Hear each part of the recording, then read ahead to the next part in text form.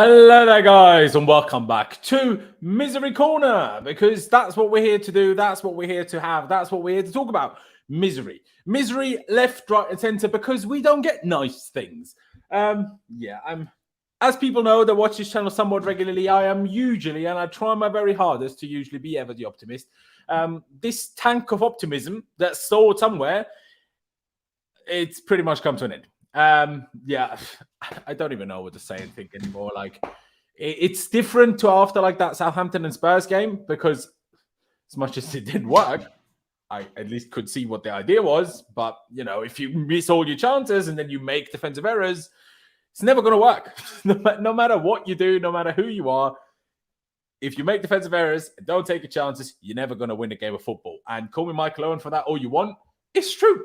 It's literally true. But at this point, man, just get rid of him. Just get rid of him. Like, no one believes in it anymore. I don't know if Bowley still does, but no one believes it anymore. The players don't exactly look like they believe in it. 2-0 down, we had given up. Now, it's very true. We had given up at 2-0 under plenty of other managers before. But you know what? All of those ended up getting sacked not long after that started being a thing. So let's just shorten the wait, the time frame which we could continue our misery. Let's just shorten it. Just end it now. Like, what difference does it make? And the problem is, every time we don't play currently in the Premier League, I'm like, Premier doesn't really matter anyway. You know, it doesn't matter anymore, really. Yeah, sure, we want to be in the Europa League at least, or whatever, so we can play our young team there next season and, you know, still improve or blah, blah, blah, this and that. But it really does matter. But do games like this make the team, the fans, anybody up for, like, getting anything against Real Madrid? No chance. So, like, just leave it be at this point, man. Clutch, thank you for being back on. I appreciate it very, very much. What can you even say now? Like, we have chances, we don't score them. We make one mistake, one huge defensive error. We're 1-0 down, as usual. Then we have a ref who just has the weirdest line. Sometimes he doesn't blow for anything, and then he blows for the slightest of touches. And then we go into the second half, we concede a second, and we're dead. We're just dead. As soon as we're 2-0 down, like, we might as well just say to the ref, all right, we're lost, and go home. Like, there's no point anymore after that, is there? No. I mean, that was pretty... I think Potter today showed how tactically unaware he was. I mean, Ngolo Kante is a great player, don't get me wrong, but we were down 1-0, and he is one of your first subs. Like, it makes no sense. He brought him on instead of Mudryk. He basically played him as a number 10, like Tuchel always did, which I always complain about with Tuchel. Yeah, and to be fair, Kante was probably our best attacker, which is the next worrying thing. I think there are a lot of things that made no sense. I mean, Joao was one of our best attacking players, and all of a sudden he gets put at left center back. Why? Makes no fucking sense. Yeah. You're putting Pulisic as a wing back. What are your goal threats that you're going to bring on? Like, it just, things that made no sense were what we did today. And then just, like, again, it's that same story of players missing opportunities. Felix had a couple good opportunities that he missed. Mudryk had a couple that he missed. Kai Havertz still being Kai Havertz, just not showing up in certain games. But and then just a lot of things. I mean, Cucurella going back to, like, 2 months ago, Cucurella, like, it's just, there's decisions and things that just didn't make sense today. And I think it's time for Potter to go, because it's just, there's no point in continuing something, like, especially when towards the end of Tuchel's reign, like, you've seen the ideas run out. The ideas ran out for Potter today, and it's time for him to go. Yeah, no, it is. I see it as well. And I literally just loaded up a page of Twitter to see if there's anything that I need to put on screen or whatever. And I've just seen Ian Craigo, if you guys still know him, shout out to him. He just said, sacking Potter doesn't solve this. We need the clear out. But, dude, is that the issue here? Because if the clear out is the problem, just don't play the players that need the clear out. Like, I understand, but I know you say this very often, Clutch, in terms of, well, if you want to sell all these players, then we need to play them. You can't just put them on the bench or not even in the squad for 3 months and then expect to be able to sell them, which is also true. It's a fair point. But if, you know, someone says, the only problem that we have is, you know, we need a clear out of a squad.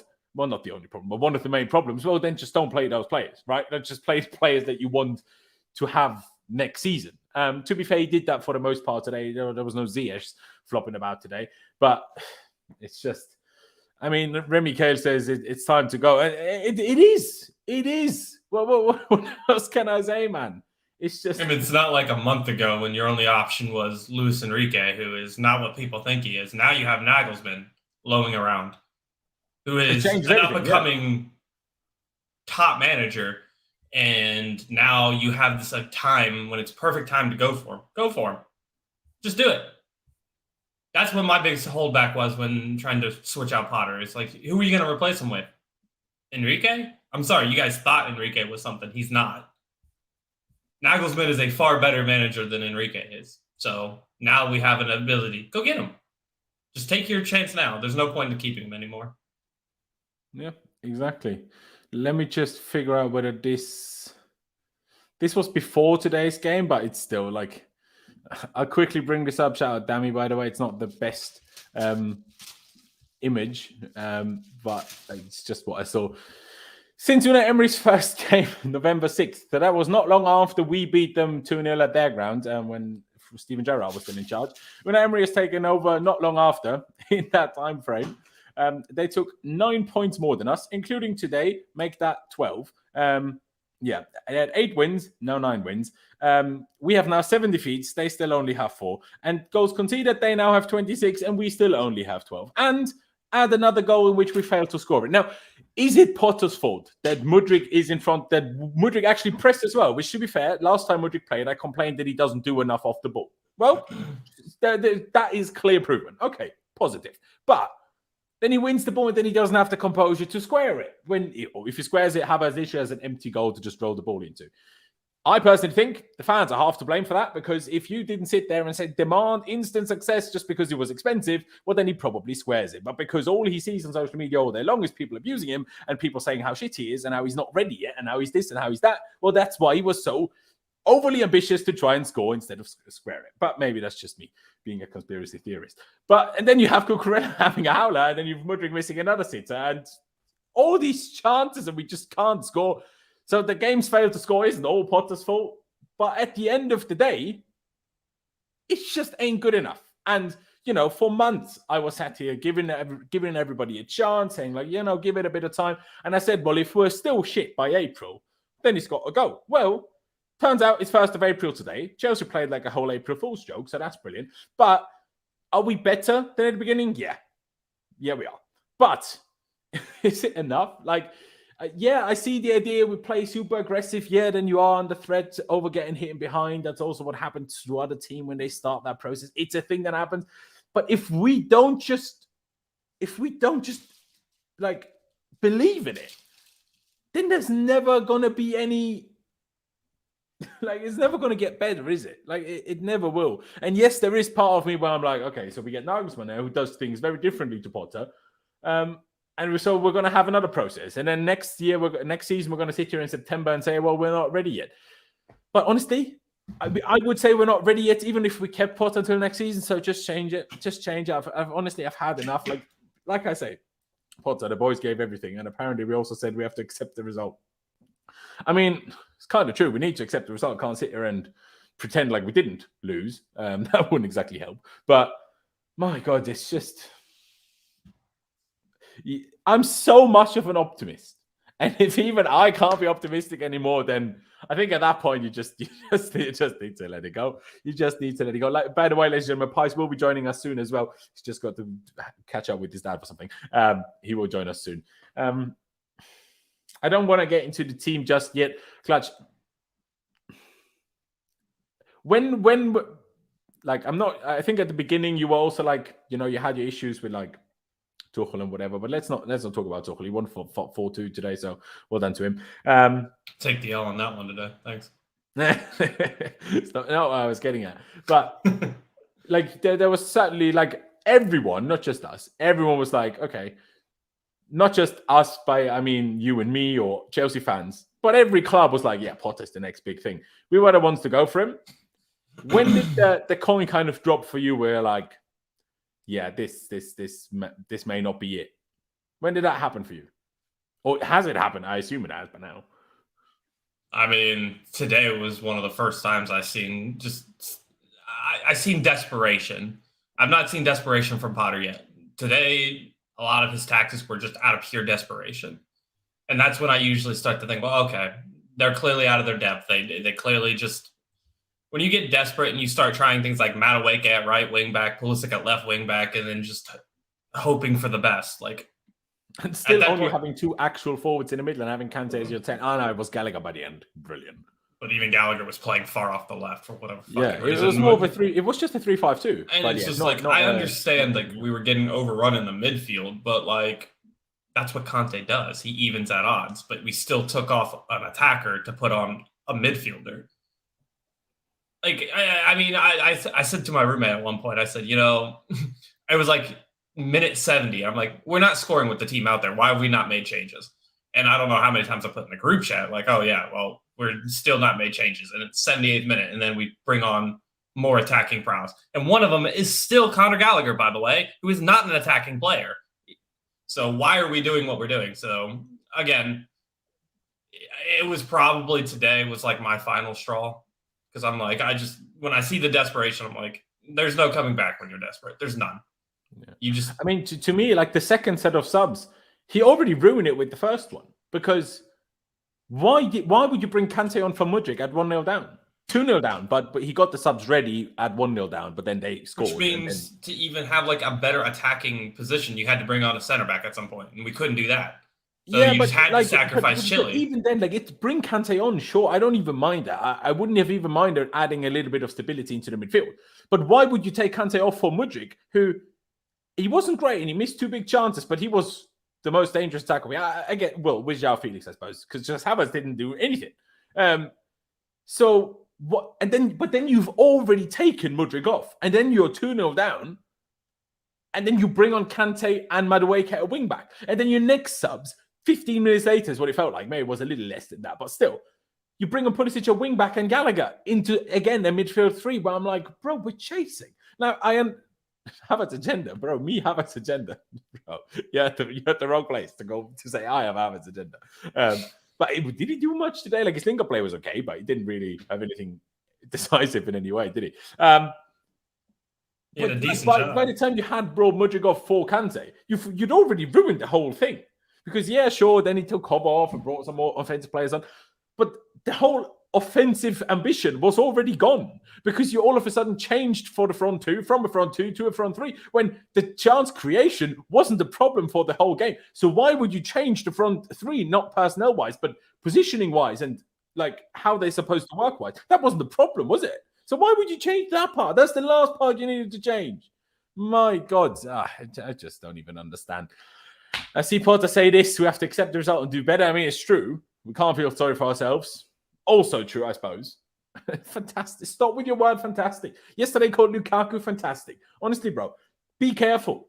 I'm going to get angry. I'm going to have aggression issues. Stop calling Lukaku fantastic. That pisses me even off more than that. My God. Pice, thank you for coming on. I appreciate it as always, mate. What can you even say? Like, honestly, I'm at, like, you've been on enough streams with me. You know how I try to be ever the optimist. And even I've said, even my tank of optimism is pretty much empty now. So like, you just can't, like, you just can't. I have no words anymore. I have no words anymore because I don't want to sit here and just blame Potter and just blame individuals and sit here and then do the player A's and dish out zeros and all. I'm past it. I can't be bothered because it's like we create tons of chances, don't score them. Then we make one huge defensive error and we're screwed. And then we concede another long distance goal because that's just what we do and everyone scores screamers against us. Blame Kepa for it all you want. It doesn't matter. We just concede screamers and then we're just dead. There's nothing there. Just get rid of him. Just get rid of him. No one believes in it. We don't believe in it. And if the fans don't believe in it, I'm not going to say none of the players believe in it, but it doesn't feel like all of them do, most certainly. Just get rid. Just get rid. Just Nagelsmann is there. The longer you wait, the bigger risk you have of him being somewhere else. That's all I'm saying. Pice, what do you think? Yes.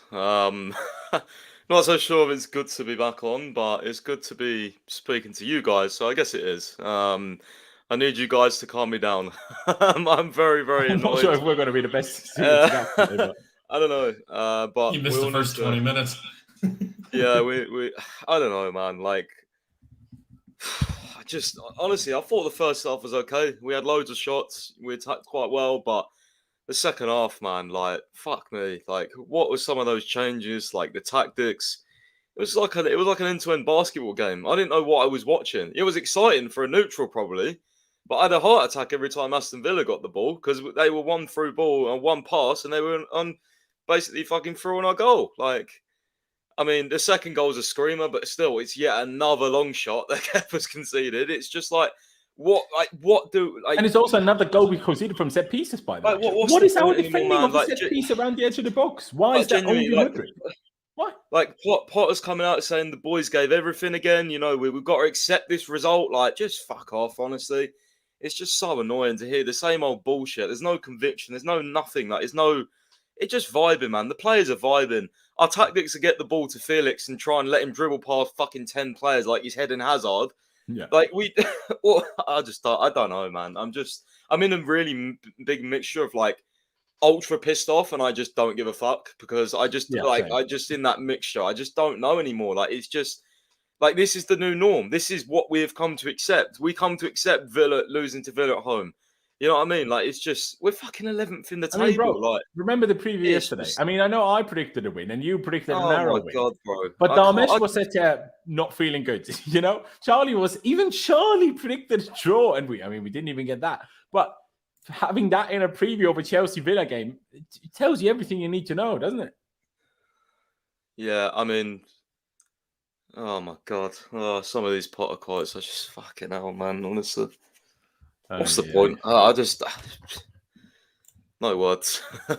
No words. You just gotta laugh, smile through the pain, laugh through the pain, whatever you need to do. The only positive now, at least currently, it's not like, you know, when it was 2 months ago and we only played like one game every what felt like 2 weeks. At least we have a game in 3 days again. That's a bit better, I think. But yeah, let me get the lineup up on screen and let's talk about that because I haven't filled out the lineup yet, but I will do that as I talk through it. Because Clutch, and I'll start with you.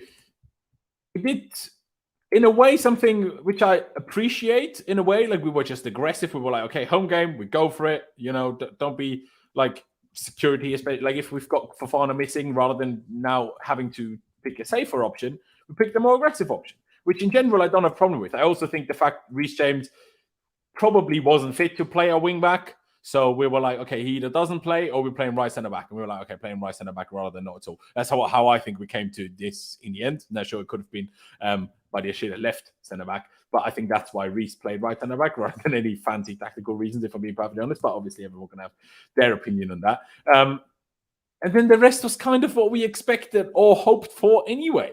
We just don't take our chances, and it's pointless. But what did you make of the whole two fullbacks at centre back, even if it's a back three thing? Like, what did you make of that? Do you think it was crazy? Do you think it was stupid? Do you think it's like, okay, well, at least some balls, even if it didn't work? It was bold. I still don't know why Badiashile does not get starts. I mean, he's been probably our second best defender this year behind Thiago Silva. So why he's not playing more consistently, I can understand because Cucurella hasn't had a bad game in a couple games until this one, but still, Badiashile has not put any foot wrong to see the bench. So, in my opinion, why is he the one being taken away? But it's not shocking at the end of the day. So, I mean, I didn't have a problem with it. I wanted to see how it would work, and we had good trans creations at times. I thought Ruben did very well at times, but at the end of the day, it was that final pass, final shot that just kind of screwed us once again. So, there's just I just have so many questions because I'm like, okay, so we play super aggressive, super high line, super like aggressively, you know, onto their, you know, players. Like obviously Villa also played kind of a 4-man midfield in the first half, which is partly why when they did cut through it, they beat our midfield so easily. Just adapting. Okay, we play wing backs, therefore we just screw them in the middle, which works, but it kind of worked both ways. It made them create a few more chances, and we also therefore created more chances because Chile especially had, and Ruben too, but Chile in particular, had all the space in the world. Oh my God. I mean, Pice, what is your thoughts on the lineup? I know you said before the game, you know, there's a few things you don't like. I think mainly Koulibaly. I still have a problem with just saying, it would have been so much better with Badiashile, because I've never watched Badiashile play central centre back, so I don't I don't just want to claim that it would have been so much better. It might have been, but I don't know. So it's like, but would he, instead of Cucurella, have not conceded that goal? For sure. Would we have been as aggressive in playing out and defending? Maybe not. I don't know. But fact of the matter is, Cucurella's goal essentially lost us this game. Cucurella's mistake essentially lost us the game. Because if we don't go 1-0 down, everything's possible. But from 1-0 down, it's just, to be honest, until 2-0, I felt like we could still win this and we might still win this. But yeah, but Pice, I mean, what is your issue? The two fullbacks at centre-back or Koulibaly, or what was your main issue with this one? You know what? It sounds harsh, but Mudryk, honestly, I don't think he should have started. You don't think he was half decent, other than I know he missed big chances. I don't think it's wise, like coming out and saying, he needs all this work and he needs.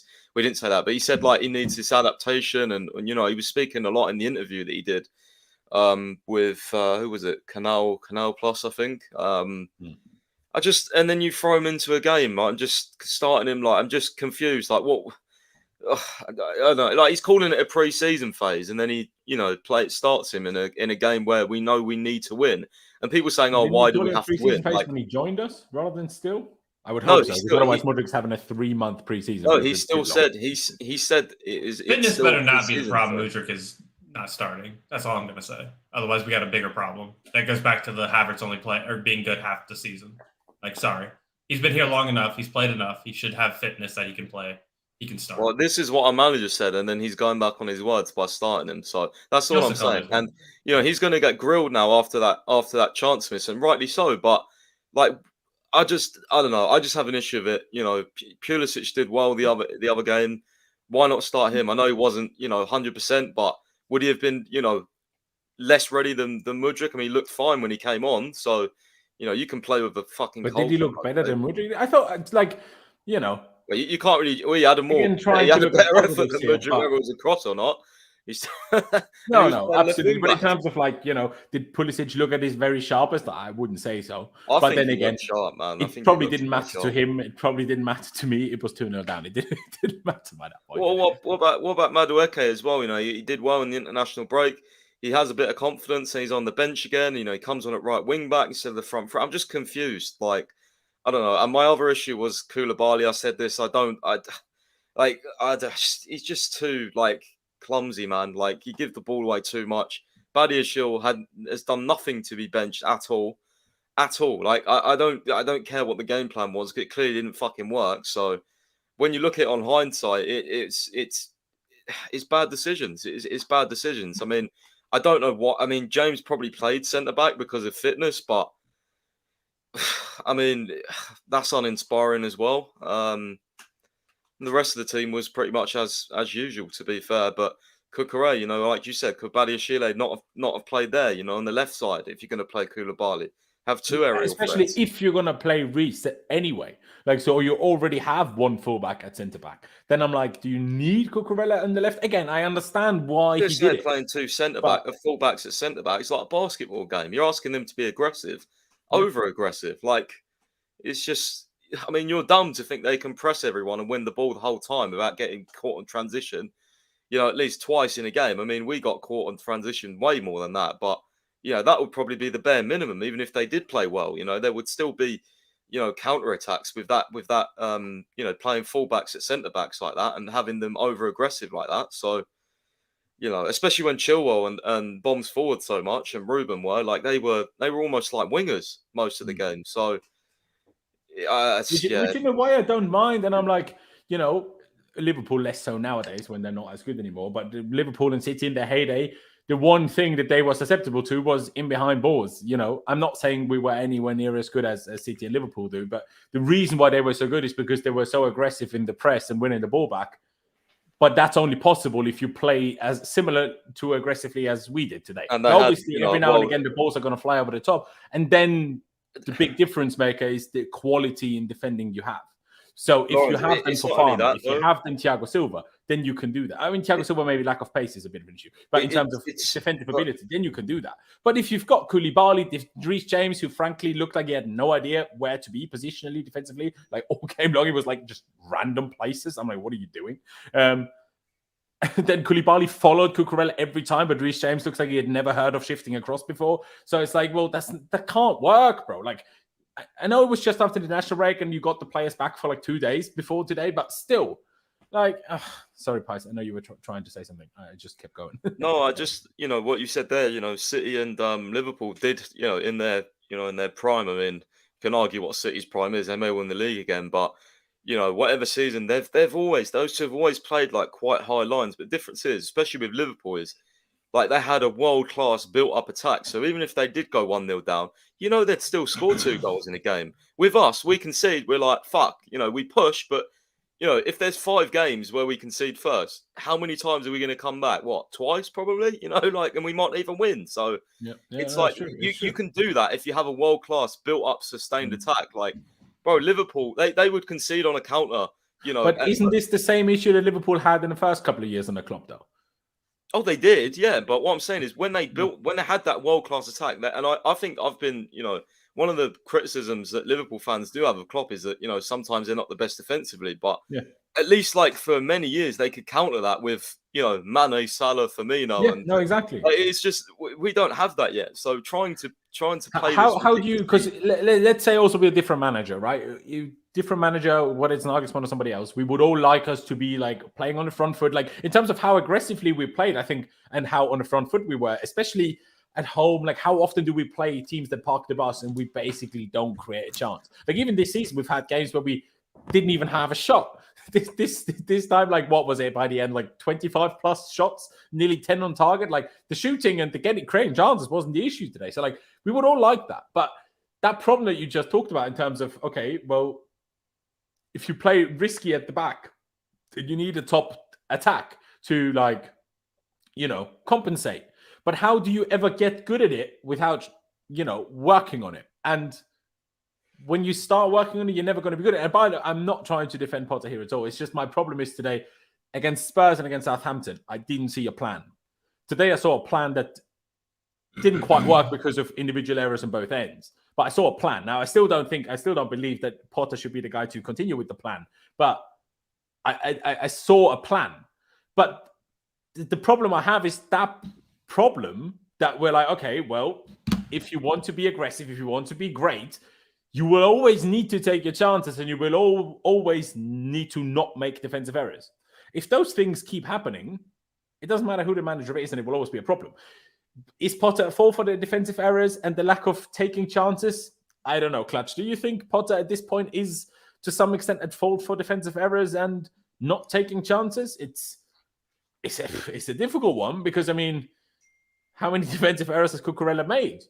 How many has Badiashile made? But yet he picks Cucurella over Badiashile. So you're like, yes, Potter didn't make the error, but he still played the player who's more likely to make the error. So, like, with attack is a bit different because we didn't really have that many other options. Sure, Pulisic, but we don't, like, we can sit here and say, oh, he looked fine, but, if the doctor said he shouldn't play for more than half an hour, that's what the doctor said. It is what it is. But I mean, the problem is, I think it's both. I think there is a lack of balance that we can't seem to find because there's so many different players that we need to figure out, like, what are they good at? Mudryk right now, like, the problem I have with Mudryk is, like, his position, he can take up good positions at times. It's just, one, he has been terrible with the ball at his feet.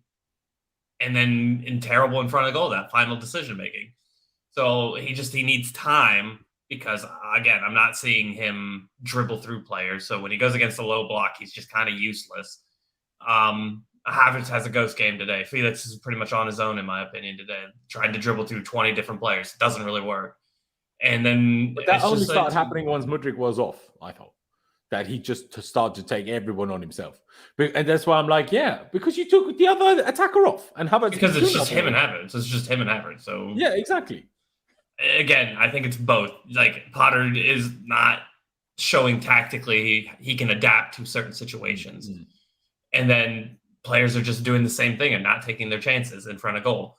Again, I've said this before, and I know people wanting Aubameyang. First of all, Aubameyang probably will never play for Chelsea again unless something happens to Havertz. And even then, he may never play. So Havertz isn't even playing up front anyway. So yeah, so it doesn't really matter in this regard. So It's just the players, like, again, when you look at here, who's our most clinical player on the field? It's Kai Havertz. Is Kai Havertz going to be the guy to score you 2 goals a game? Probably not. So, again, it's just, I don't really blame him for Mudryk playing today because, I mean, who knows how Pulisic, I know he had 1 training day. So, after that, and then my biggest problem is Cucurella for Badiashile. Badiashile has no reason to be dropped. So, yeah, I think it's 50-50. There you go. I'm not sure if you've noticed, Real Chelsea, but I tend to defend all our players, with the exception of Timo Werner, Marcos Alonso, and at times Olivier Giroud. I will take that on the chin. But all the I'm sure we all agreed on that. Had valid reasons by the end. But I do that with every player. You know, that's just what I do. So put up with that. But Pice, before we get into player ratings, because it's going to be a difficult one. What do you think of that question? Like, when I ask you that question, it's like, is it Potter's fault that Cucurella keeps, or that one of our defenders keeps making a mistake? Last game was Koulibaly. This game was Cucurella. I still think Koulibaly also didn't do particularly well for this because, I explained in the group chat, I'm not sure if you heard it. Koulibaly, to me, lost Watkins. Cucurella saw that, tried to do something about it last second, messed up. Still Cucurella's fault, obviously, but I also think Koulibaly didn't look great on it. And also, like, is it Potter's fault that Mudryk doesn't square it? That Mudryk is 1-on-1 with the keeper, doesn't score it? That, you know, Chile hits the post instead of just about putting it in? That, you know, we have God knows how many moments where, or Enzo's header, or, you know, that shot from Reece where Havertz gets the back heel on it. It quite doesn't go in again. And Joao Felix putting it just wide. And, like, when you ask it under those questions, those aren't Potter's fault, but it just doesn't feel like Potter is going to make them change. It's still the manager. It doesn't feel like he's going to make a change. Yeah, no, I mean, I can't, you know, say for definite, you know, because I'm not a training, but I think our play up to the attack today was very good. And then as soon as we got into the attacking third, you know, the combinations, whether it be wrong decisions, you know, it just looked like a team that were just like soloing it, or, you know, like just playing on the, I don't really know how to say it. Maybe vibes is the right word. I don't know. Like, there was no, like you said, there was a plan. For me, the plan was pass to Felix and hope he does something, link up with someone. Like, I don't know if this is being worked on. Like, all our biggest chances had nothing to do with Felix, though. So I'm not really quite sure. But I agree with that by the end. Once Mudryk was off, and we changed it round. If you watch every single one of our attacks, or 90% of our attacks, it may not end in Felix, but it starts with Felix. Oh yeah, I agree. But like, you know, for example, like Mudryk's chance, like, that was just Cover passing from deep. Felix had nothing to do with that. That was obviously a good moment from Cover and a good run. But like, most of our attacking play, like, we sort of like get out wide and we're just like, I don't know. I just don't see a team that's like improving on any attacking play at all. It's just sort of like, you know, like I mean, I don't necessarily agree with, you know, what CFC Daily was saying, but he said, like, you know, he thought Dortmund was more just, you know, individual brilliance, like rising up to the moment type thing. And there's a lot of questions about like what are they actually working on in training? Because I'd love to see, because, you know, I see a team that's probably like is obviously not consistent, but I saw a team today with actually the passing the ball was quite good. It was fast, it was zippy, but again, when you get into that final third, you can't put it all on Potter, but you have to ask some questions on where's like the conviction, where's the, you know, the combinations, that type of thing. And it also doesn't help that he changes the team all the time. So, you know, that's another. I mean, half of it is obviously there's always a new injury, which kind of forces him to change the team often. But I mean, Texas Blue there says individual errors. You know, it may seem harsh, but Badiashile, you know, that header from Cucurella, like, just there was no one calm in the defense apart from Reece. Like, you can't have one calm player out of a back three. Like, by the way, Reece probably should have given up a penalty too. Yeah, I thought that. You could argue that as well. So, like, I mean, we should have had a penalty before that. I still think, just on the like, tackle on Ruben. Man, like, it's just finding the right balance, and I just think he got it wrong today. It was just basketball game. I think he even said, you know, he's got to look at the you know, the defensive situation and what happened, but he didn't change it, though, did he? I know, obviously, by the time we got into the second half, then we were losing, so you're not probably going to change the defense. But still, like, if you had that issue, which game was it? The Chelsea women's game against Man City last weekend. They lost the game 2-0. Okay, it happens. They were 2-0 down early. You know what Emma Hayes did? Made a double substitution after 36 minutes. Neither of it had to do with injury. Do you know what I mean? Yeah. Like, yeah. but why I highlighted the message from Texas Blue is the individual errors, the same excuses for Lampard. Whether it's excuses or not, it is true. It is a theme. It's like the same theme as, that we turn up for big games and don't turn up for other games. That's been an issue since Jose's bad season. Every manager we've had since then, a completely different squad outside of Aspie, who's not even been involved for the last month and a half. Other than that, it's a completely new team, and we still have the same issues. It's just... Can't wait for him to come back and start playing again. Yeah, there you go. No one says it's not Potter's fault. They should get preseason and 23-24. Let's see what he has the ability to ruin next season as well. Yeah, well, there you go. And Aaron with the super chat as well. Laurenz did not need this result after Ferrari's quality. No, bro, I didn't. And tomorrow I'm getting up at 7 a.m. to do that shit all over again to me. Oh, I don't even know why I do it. But hey, here we are. Let's just move. Over 500 people watching, so I appreciate that. Not sure how many of you are going to be opposition fans trying to laugh at us. If you're Chelsea fans just being miserable with us, well, then subscribe first and foremost. Let's get to 20,000 subscribers on the road to that. And hit the like button. That helps me spread these videos and streams out to more people. So that'd be massively appreciated. Let's get to it. Kepa. I honestly don't remember him making a save. I need to get the stats up now. But he had 14 touches, by the way. And compared to usual? He's the guy who usually gets like 30 to 40. Okay. I'm not sure if that's good or a bad thing because we had all of the ball. So maybe just tactical thing different. But did he make a save? 0 saves. Conceded 2 goals. Now, obviously, well, even the first one, I was a little bit confused by what exactly he was doing because he clearly had come out for it. I'm not sure if he had come out for it thinking Cucurella won't touch it. And then he was ready to go into the 1v1. But then he was just rooted and then just made it like the easiest chip for Watkins ever. Like either stay on your line or come out. Like coming out, yes, if it goes badly, you can get a red card. I get that. But you can still go out, and if you like come out flying, and if you realize you're not getting the ball, just pull back and make sure you don't touch the guy so you don't get a red card.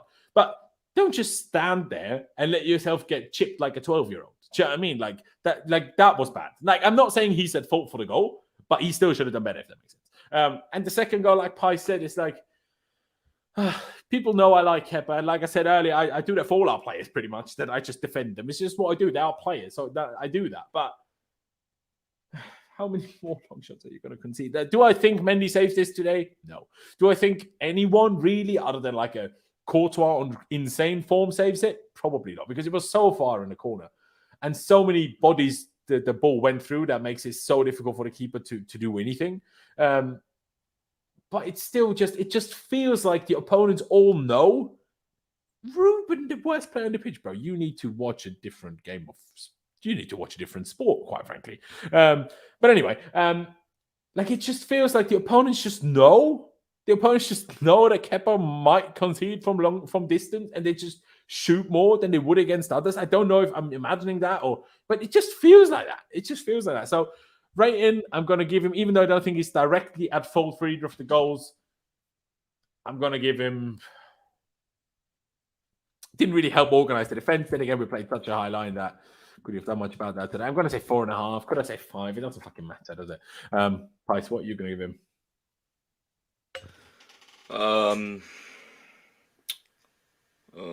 Probably a 5, to be honest. Maybe I'll agree with you, but yeah, I don't know, man. I'd like to give Mendy another shot, just because why the fuck not at this point? But he's not even fit for Liverpool either, so great. Yeah, did Potter confirm that? Yeah. Okay. Because I was surprised that he wasn't even on the bench, considering he seems to have been in training for a good while now. So I don't know what's happening there. But yeah, JM, appreciate the super chat. He says notice he can't save at all on his left side.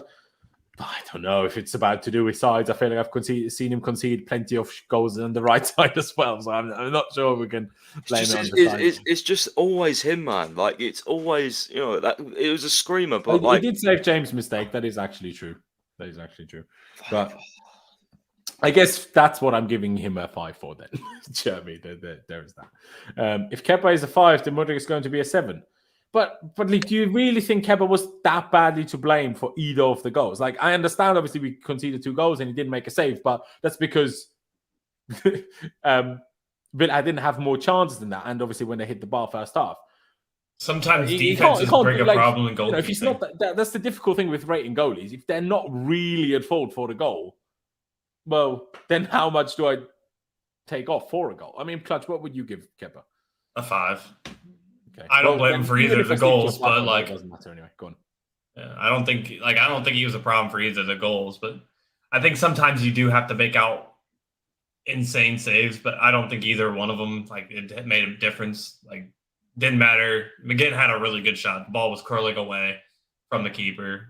It would take an insane stop for somebody to actually get that. But again, it's just there was nothing else to be done at this point. Like, there's nothing else. So he didn't make any saves, so you can't really give him anything to go high off of. That's why I went for a 5. Yeah, I mean, quite a few people in the chat seem to not be happy with that. 5 for doing what? 3 for Kepa, please. His reaction to this. 5 is a negative rating. Like, yeah, I don't know. Like I said, 5.5, but it doesn't. I think people judge from 0 to 10 rather than like 5 being median or 6 being median. So it's like, it's not like he was good, but he wasn't dog shit. So he didn't have the opportunity to be dog shit, really. Exactly. Because he's a goalie, and we had all of the ball except 3 moments. Once they hit the bar, twice they scored.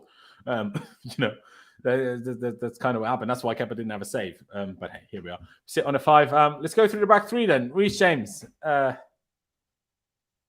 don't even know. He had that one shot that he dragged wide anyway, but Kai got his back heel on it. Then he got blocked.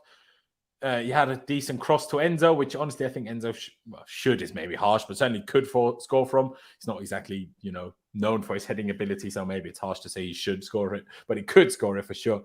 Potentially gave away a penalty, got lucky with that, made a mistake that actually Kepa had to bail him out of. I don't think it was good. I'm giving him a 5. Is that okay? I mean, Clutch, what would you give him? I thought I was going to get roasted here because I was going to give him a 5. Nah, he wasn't good. It wasn't good. It wasn't I think you made the perfect statement earlier. He just didn't know the positioning he needed to take up. He just didn't have a clue what he was supposed to be doing. Because he did have one good back before, but only when we were defensive. He's never played right centre back when we were playing offensively, and he seemingly had no idea what to do. That's what it felt like to me. And he did what was it? I think it was the first half he caught up to Ollie Watkins and made a really good save. So he did have a couple good moments, but 5 and not 2. But yeah, I'd just give him a 5. I think there were more negatives than there were positives coming from him. Yes, Joel, I can, because Kepa was involved in the game twice. In my opinion, on both occasions, can do better. But I'm not like, oh, what a mistake. I don't know. But hey, if you guys see it differently, is what it is. Maybe I'll give you a poll at the end to lower Kepa's rating, but I certainly don't think Reece James deserves any higher than a 5. I personally know a lot of people disagree with that. I see outfield and goalie ratings as 2 separate things because, I mean, it's basically 2 different sports that these 2 positions play. But hey, yeah, okay. So 2 5s for Reece. Pice, would you go along with that? Do you think it was better than that? Do you think it was worse than that, maybe? I mean, the stats say he was a lot better at least. I was going to give him a 5.5. I think maybe he could have given away that penalty, but maybe even a 6 to be honest. I don't think he was a 5. I think he was just average. And I think he always plays, very average in that position. He doesn't really get involved much, but he was definitely better on the ball than the 2 guys next to him. And he only got dribbled past once in the game, so I'm actually going to give him a 6. Because he was never in position, so he didn't get dribbled. Do you know when that was? It was when I think it was there were 3 people defending. I think it was Watkins maybe who got out and he got nutmegged in that. I don't remember that, to be honest, but hey, it is what it is. I mean, do you want to give him a 6 post? Yeah, I'm going to give him a 6. Yeah. I mean, if you didn't see the positional thing, without the positional stuff, I probably would agree. But just because, I don't know, it just seemed all over the show. But it's difficult to say if that's necessarily always his fault or also Koulibaly's a little bit. It's maybe difficult to judge. I mean, sorry to bring him back up, but did James ever look, bad positionally when people played this? I don't think he did. I thought he was always solid in the back 3, to be honest. Yeah, okay. So no, but I think in general, the one thing Reece James is bad at is positioning, especially when we play back forward, right back. At wing back, you obviously don't really notice it because he's a wing back then. But at right back, I've seen the plenty of times. You're right. When he played right centre back on the Tuchel, it never really happened. But that's what I meant earlier, where I'm like, Yeah. How often did you play down the Tuchel? What, 3 times, maybe? I don't think it was more often than that. Maybe 4. It was almost always against City. Madrid last year. It was against City and Madrid. I think that's Southampton 6-0. Maybe we played him there then to prepare for Real Madrid at the time. It's true. So, okay, against that Southampton game, but I mean, we won the game 6-0, right? So, but yeah, I don't know. It's just like, it felt like while we were an offensive team, we just didn't really know when to push up, how far to push up, when to drop back, how it would work when Cucurella has to push up. Does he have to push across or not? I don't know. But hey, it doesn't matter. Let's move on. We sit on a 5.5 with your 6, Pice. Let's get to Koulibaly. What would you rate him today, Pice? His pass completion was good, 91%, but I still think he didn't look good when Cucurella made the mistake, because to me, he loses Watkins first, and that forces Cucurella into trying something that then failed really badly. Koulibaly was like a 4 for me today, something like that. I mean, that seems like a bit of an agenda. Me? His stats are his stats even better than Reece's? Koulibaly for me gave the ball away way too many times. I mean, maybe you can prove me wrong, but I don't know. He had 91% pass accuracy. So I just think he's a liability at the back. I think he's a liability, to be honest. Yeah. And again, he doesn't bring the experience that we want in that back line as well. You think how much older he is than those two guys. Guy in the middle was supposed to lead and command. Like, I mean, he had like, I think there was like one good moment where he stopped. There was a guy running through on goal and he chased back and won the ball. I think then passed it back to Kepa. That was good defending. Apart from that, no, I don't think he had a good game at all. Fair. I mean, ground duels is 3 out of 4. Air duels 3 out of 5. Tackles 3 out of 3. Long balls 3 out of 4. It's good, you know, but it just like Pi said, like we didn't have stability. I think personally that's 7 today more from the midfield than the back line in a general thing. But yeah, he gave it away. I mean, once very early, he just passed it to the opponent. But then again, we always complain when our defenders pass it too safely. So it's like if your defenders are going to make risky passes, they're not always going to come up. And that's how it goes. Like even Fabregas didn't have 100% pass accuracy because sometimes you just have to try a pass that isn't always going to work. But yeah, you give him a 4, yeah, Pice? Yeah. I think so. I'm probably going to give him the same 5 as I give Reece, honestly. So I'm going to say 4.5 for now. I've just seen our record against the top half. Bro, we haven't won a game against the top half team since January last year. It says so in the 13 games against top half, we've won 1, drawn 5, lost 7, conceded 16. Well, we won 1. Which was that?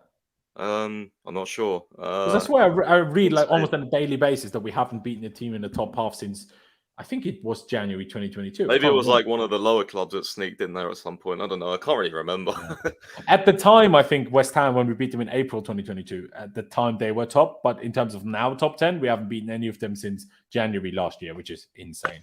Yeah, and that's not even like, you know, we're all critical of Potter, but that's another one where I'm like, neither of the managers, I don't want to throw either of them under the bus. How can it be that we have a squad this good? Sure, we invested a lot since the summer, but a squad this good, whether it was last year or this year, and we just can't be any, like, with Tuchel and, okay, Potter is maybe more debatable, but we clearly had good enough managers that, you know, you can't just hang it up always in the manager when you can't win a game. So it's like, we're talking since January 2022. Oh, these players, man, this team, man, it's just this is a shambles.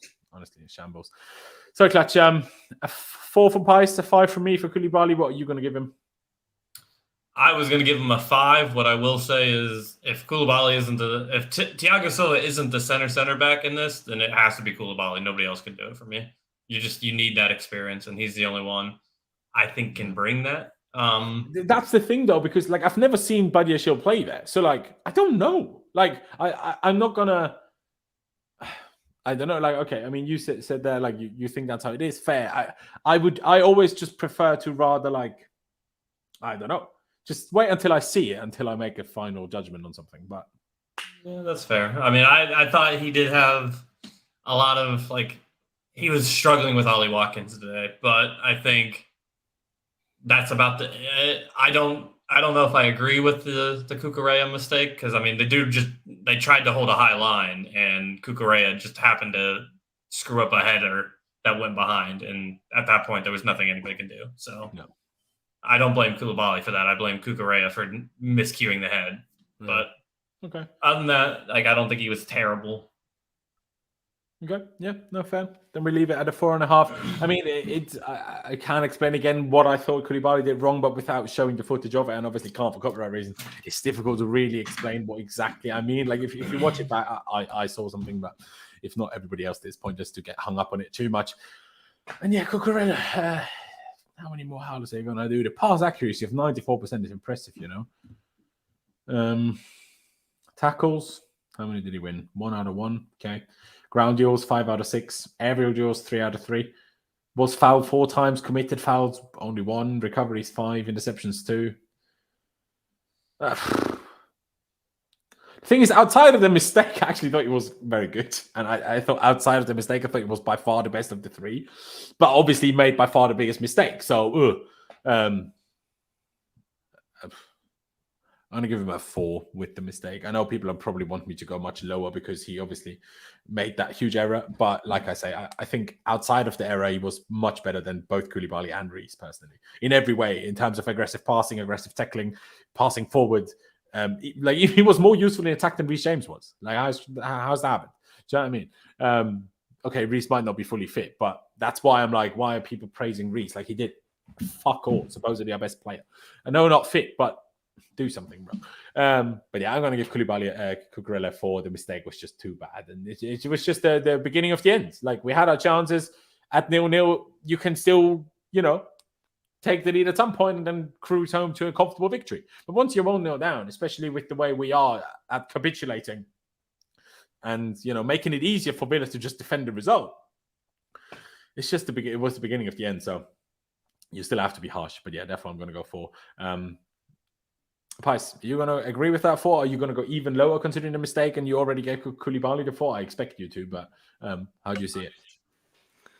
Yeah, probably the same, to be honest. As you said, the stats don't look too bad, but I don't know. We've seen Cucurella play much better than that. I think there was a game recently where he did really well in the back 3, and I thought, bloody hell, he looks like he's back. But yeah, do you think he was bad outside of the mistake today? I thought he was not bad, but just a bit below average. So maybe it's like a 4.5 or even a 5, but you know, swings and roundabouts. Not really sure. With the error, then you go for 4. Okay. The error is just, I mean, you know what's annoying as well is there was one literally similar. Don't think he had the player directly behind him, but it was obviously after his mistake. Instead of heading it back this time, he just chested it and passed it back. I'm like, why? Well, he probably didn't get it. Considering how he headed it, he probably wouldn't have got to this one with his chest. But I see what you're saying. I don't know. Decision making for me, it's not good enough. No, absolutely. Clutch, are you going to agree with that 4? You're going to agree with at least my statement that outside of the error, he was better than the other 2? Or do you not agree with that? I mean, I do, but I also think the error lost us the game at the end of the day. So I got to rate accordingly. I'm going to give him a 3. Okay. I thought he was really unfortunate because I didn't think he was terrible for the most part, but like that was a really killer mistake, like a really bad mistake to make at that time of the game. And like you said, if we keep it 0-0 and we go up 1-0, we can have the Conor Gallagher dagger at the end of the game or at the 60th minute. So, yeah, fair enough. Let's get to the wing backs then. Shout out Ben Chilwell, by far, in my opinion, our best player today. It's the only one that warrants a reasonable rating today, in my opinion. Honestly, I would even go as far as a 7.5. Maybe that's crazy now, but I'm like, there's going to be other players that are going to near a 7. And I think he was so far better than everybody else that I need to give him a 7.5 to make up for those other couple of 1 or 2, maybe 6.5s that will end up being given. Therefore, I'm going to say 7.5, even if you think that's too crazy. That touch he did on the turn was outrageous. Such an underrated footballer. And then, like Clutch said this before you joined, Pice. Ben Chilwell was basically our most dangerous attacker all game long, maybe alongside Felix, I suppose. And then he put him at centre-back. Why?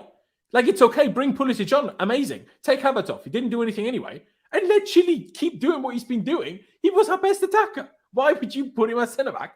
Why would you put our best attacker at centre-back? It's like if Conte put Hazard at centre-back. Obviously, Hazard isn't Chilwell, but the best attacker. Right? Like, why would you put him as centre back? I just don't understand. I'm going to go this high. I don't really care what anyone else says. Someone, to be fair, a couple of people are saying even 8. But yeah, I'm going to say 7.5. Fair play to him. Did good. Hit the post. Accurate passes, even 90%. That's very good. I mean, apparently his shot accuracy, none of them hit the target because obviously posting that doesn't count. Successful dribbles 2 out of 4. Accurate crosses only 2 out of 16 actually isn't good, but the accurate cross is always a bit of a dodgy stat because I mean sometimes it's also the players in the box's fault for not getting on it. I mean the ground duels aren't that amazing with 4 out of 10, but still I'm going to stick to 7.5. I wouldn't go higher than that. I think that'd be crazy. We lost 2-0. Calm down, people. But yeah, that's why I'm going to go clutch. Do you think I've gone way overboard, or do you somewhat see where I'm coming from? No, I seen somebody in the chat earlier said our wingbacks did nothing, and I'm like, what are you talking about? Chelsea are only as good as our wingbacks create chances, because that's how we create chances for the most part. It's either our wingbacks or Felix dribbles through 5 people and then either loses the ball or tries. No other way. We don't do anything. In my opinion, wingbacks are our most important position because we just rely on them so heavily. And you can kind of see when Madueke and Pulisic were there, we were just a different type of team. And Chile is the perfect wingback. I'd even maybe go for, no, I'm going to go for a 7.5. I was going to go over and give him an 8, but I'm going to give 7.5. Fair. Paisto, what did you make of Chile today, and how would you rate him? I thought he was pretty good, to be honest. I think he had a lot of good attacking moments. I mean, you can say maybe the conviction wasn't quite there. I think there was a really good chance to pass back to Felix. Instead, he smashed it across the box. But again, no one was in there, so you can't really blame him, to be honest. But if I'm going to moan at others for decision making, I've got to do that for Chilwell as well. But overall, I think he was probably maybe our best player, probably. Me by far. Yeah, I mean, who else could even compare to him? Yeah. Yeah, I think the closest one is probably Felix, but I would probably give Felix like a 6.5, maybe. Yeah, I mean, Enzo and Cover played some nice balls. Obviously, the balance in midfield was just arse. So, overall, I mean, it's a good thing about Chilwell is like when he plays wing back, he can just, bomb forward, and he is really good at attack. And I think one thing I would say as well, he had some really nice touches today. There was one touch where I was like, that is outrageous. I think Enzo played a long ball and he just dug it out of the air somehow. I was like, wow. But that one-touch turn he did was absolutely one of the most outrageous things I've ever seen from anybody. Yeah, that's the one I was talking about. So yeah, I'll probably give him a 7, to be honest. I don't want to go too high for anyone, but yeah, I think he played well individually. First, I mean, having open SofaScore, which I didn't have open before, and looking at these stats here because the other app doesn't show possession loss stat. Also because it's a bit of a dodgy stat because it's not, there's a reason why not every app shows that. Make of that what you will. But yeah, he lost possession 22 times. That isn't good. But obviously I haven't looked at all the other ones yet. Often they lost it. Often did he lose it here, for example? I mean, Reece lost it 12 times as centre-back. Ruben lost it 14 times. So that is a lot less than Chile. But obviously Ruben didn't play the whole game. So fair enough. We keep that at a 7.5 with 2 7.5s and 1 7. And let's go to Ruben on the other side. What am I going to give him? I think he should have won us a penalty, honestly, early on. Pass accuracy 93%. His crosses weren't good. That is my main issue today. Other than one cutback to Kai, that was good. But all the other crosses, they weren't great. So I'm just going to give him a 6. I think it was better than like Koulibaly and Reece. And he did good things, good runs. But at the end of the day, when you play as a wing back and you get so much space as they gave us because they just crowded the middle, then you need to use it a bit more. And therefore, I'm only going to give him a 6. Pice, are you going to agree with that? What do you think? Yeah, probably. I don't know if you can get his crossing stats up, but I felt like he did really bad at crossing. Yeah. But apart from that, 0 out of 6 completed, which I don't agree with because I literally saw him complete one. So I don't understand why it says 0. But even if it's 1, it's not great, is it? That's why I said in the chat, I was like, maybe bring Madueke on there because he can, cut in and cross. It was getting a lot. Have you ever seen Madueke cross? Not really, but it was just, we was getting quite a lot of chances like down that side, and I was thinking, maybe an actual winger there might work. But I mean, Ruben always plays all right there, to be honest. He never really drops a stinker, so I think he always sorts to get a 6, 6.5. But I'll say 6. Yeah, he was all right. Exactly. Someone says Ruben was average to me. Did he get a single cross in? Well, yeah, no, exactly. That's exactly what why I'm 6 giving is. him an average 6. There's exactly the logic. Clutch, are you going to agree with the logic, or are you going to go for something other than a 6? No, I agree. He had one moment in the first half where he the ball was going out of bounds and he kind of flipped it around him and still caught up and got I think that was one of the first attacks that he started. I thought he was pretty good on a lot of things except his end product. That's his big problem is that he doesn't have that end product. He either holds the ball too long, makes the wrong decision, gets pushed out of bounds with the ball. But that's the big problem I've had with Ruben when it comes to that. Other than that, he plays that position fine, in my opinion. I don't disagree. All right, let's move on to Enzo Fernandez. Another one who I don't think was bad, but did a few bad things. Like, there was a couple of times where I'm just like, defending ain't your great thing, is it? My issue is when him and Cobber play, especially the more aggressive we are, the more desperate we get to score, the more just all over the shop it becomes. Like, Enzo drifts so far to the right, and then Cover doesn't always stick in the middle. That's why I'm like, we miss Jorginho, because at least, yes, he's slow. Yes, he doesn't do anything, but at least you would know he would stay in his position. And then Enzo could do whatever the flip he wanted. But because then Cover also does whatever the flip he wants, which is okay. Like, both should be doing that. But not when they play together. And then it's an issue. I mean, but Enzo's stats aren't bad.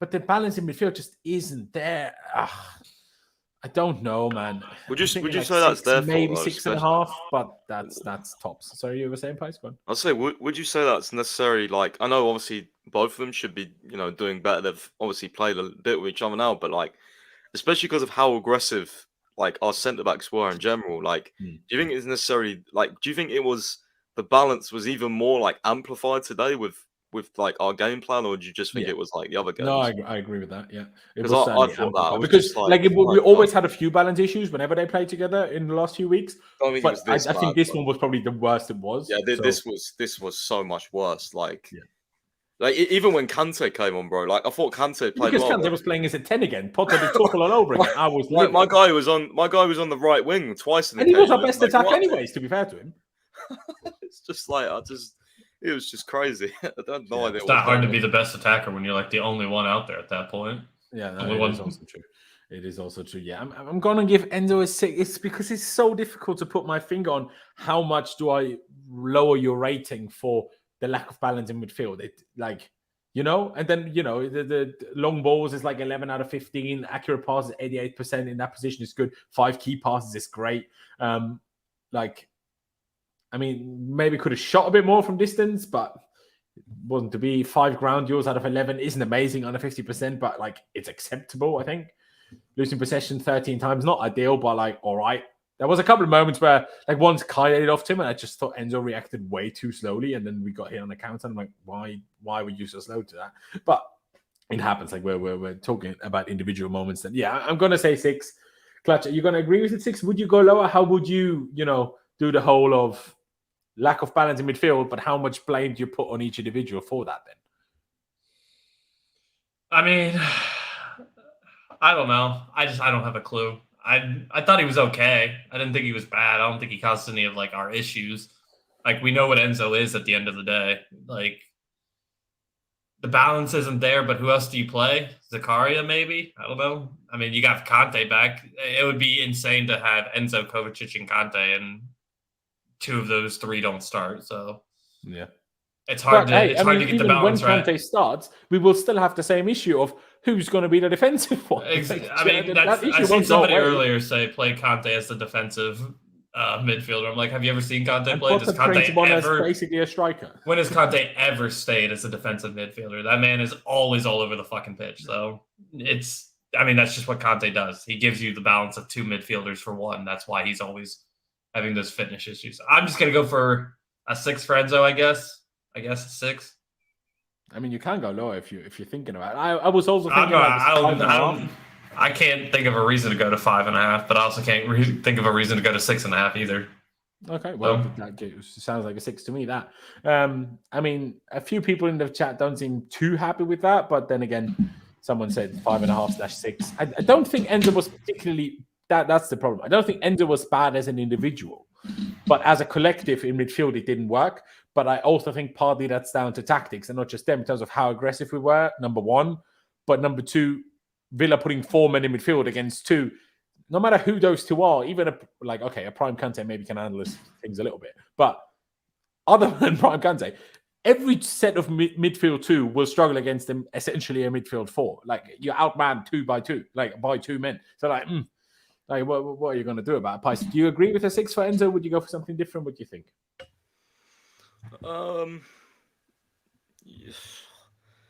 I think he was slightly better than Ruben, to be honest, at least more influential. I think he had the ball. I was about to actually change my mind and put him to a 5.5, especially now that I'm seeing some of cover stats, which all look quite a bit better, actually. Yeah. I'd go 6.5 for Enzo, personally. I think he was quite good. But as individuals, yeah, I agree with you. I think same with Kovacic. I think they had some good moments. Kovacic with 2 great balls, but the balance, like, just as a collective, was just no.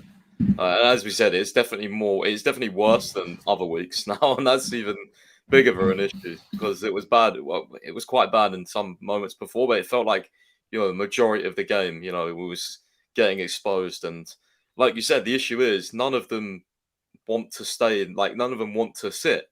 Like, even Enzo, he wants to get on the ball and, drive a little bit at times. There was one time where he drove a little bit, played a little 1-2, and he ended up on the edge of their box. I mean, I'm pretty sure we got lost the ball and got counted from that as well, if I remember right. But it's just an issue where no one wants to stay. Kovacic, an adventurous player. Again, throw Kante in there. Kante is an extremely adventurous player. So how do you fix it? My only answer, and what I keep saying, is I want to see Zakaria play as the deepest player. Just make him sit. He's not awful on the ball. He's not the best. Just make him sit. Leave out, though? Kovacic, if you have to. Play him and Enzo. So... is what it is for balance reasons. I almost had a heart attack when Pius said that, just so you know. I'm being real though, bro, because I want balance in this midfield. Like, it's so, it's just, I don't know how he doesn't see it. I just don't.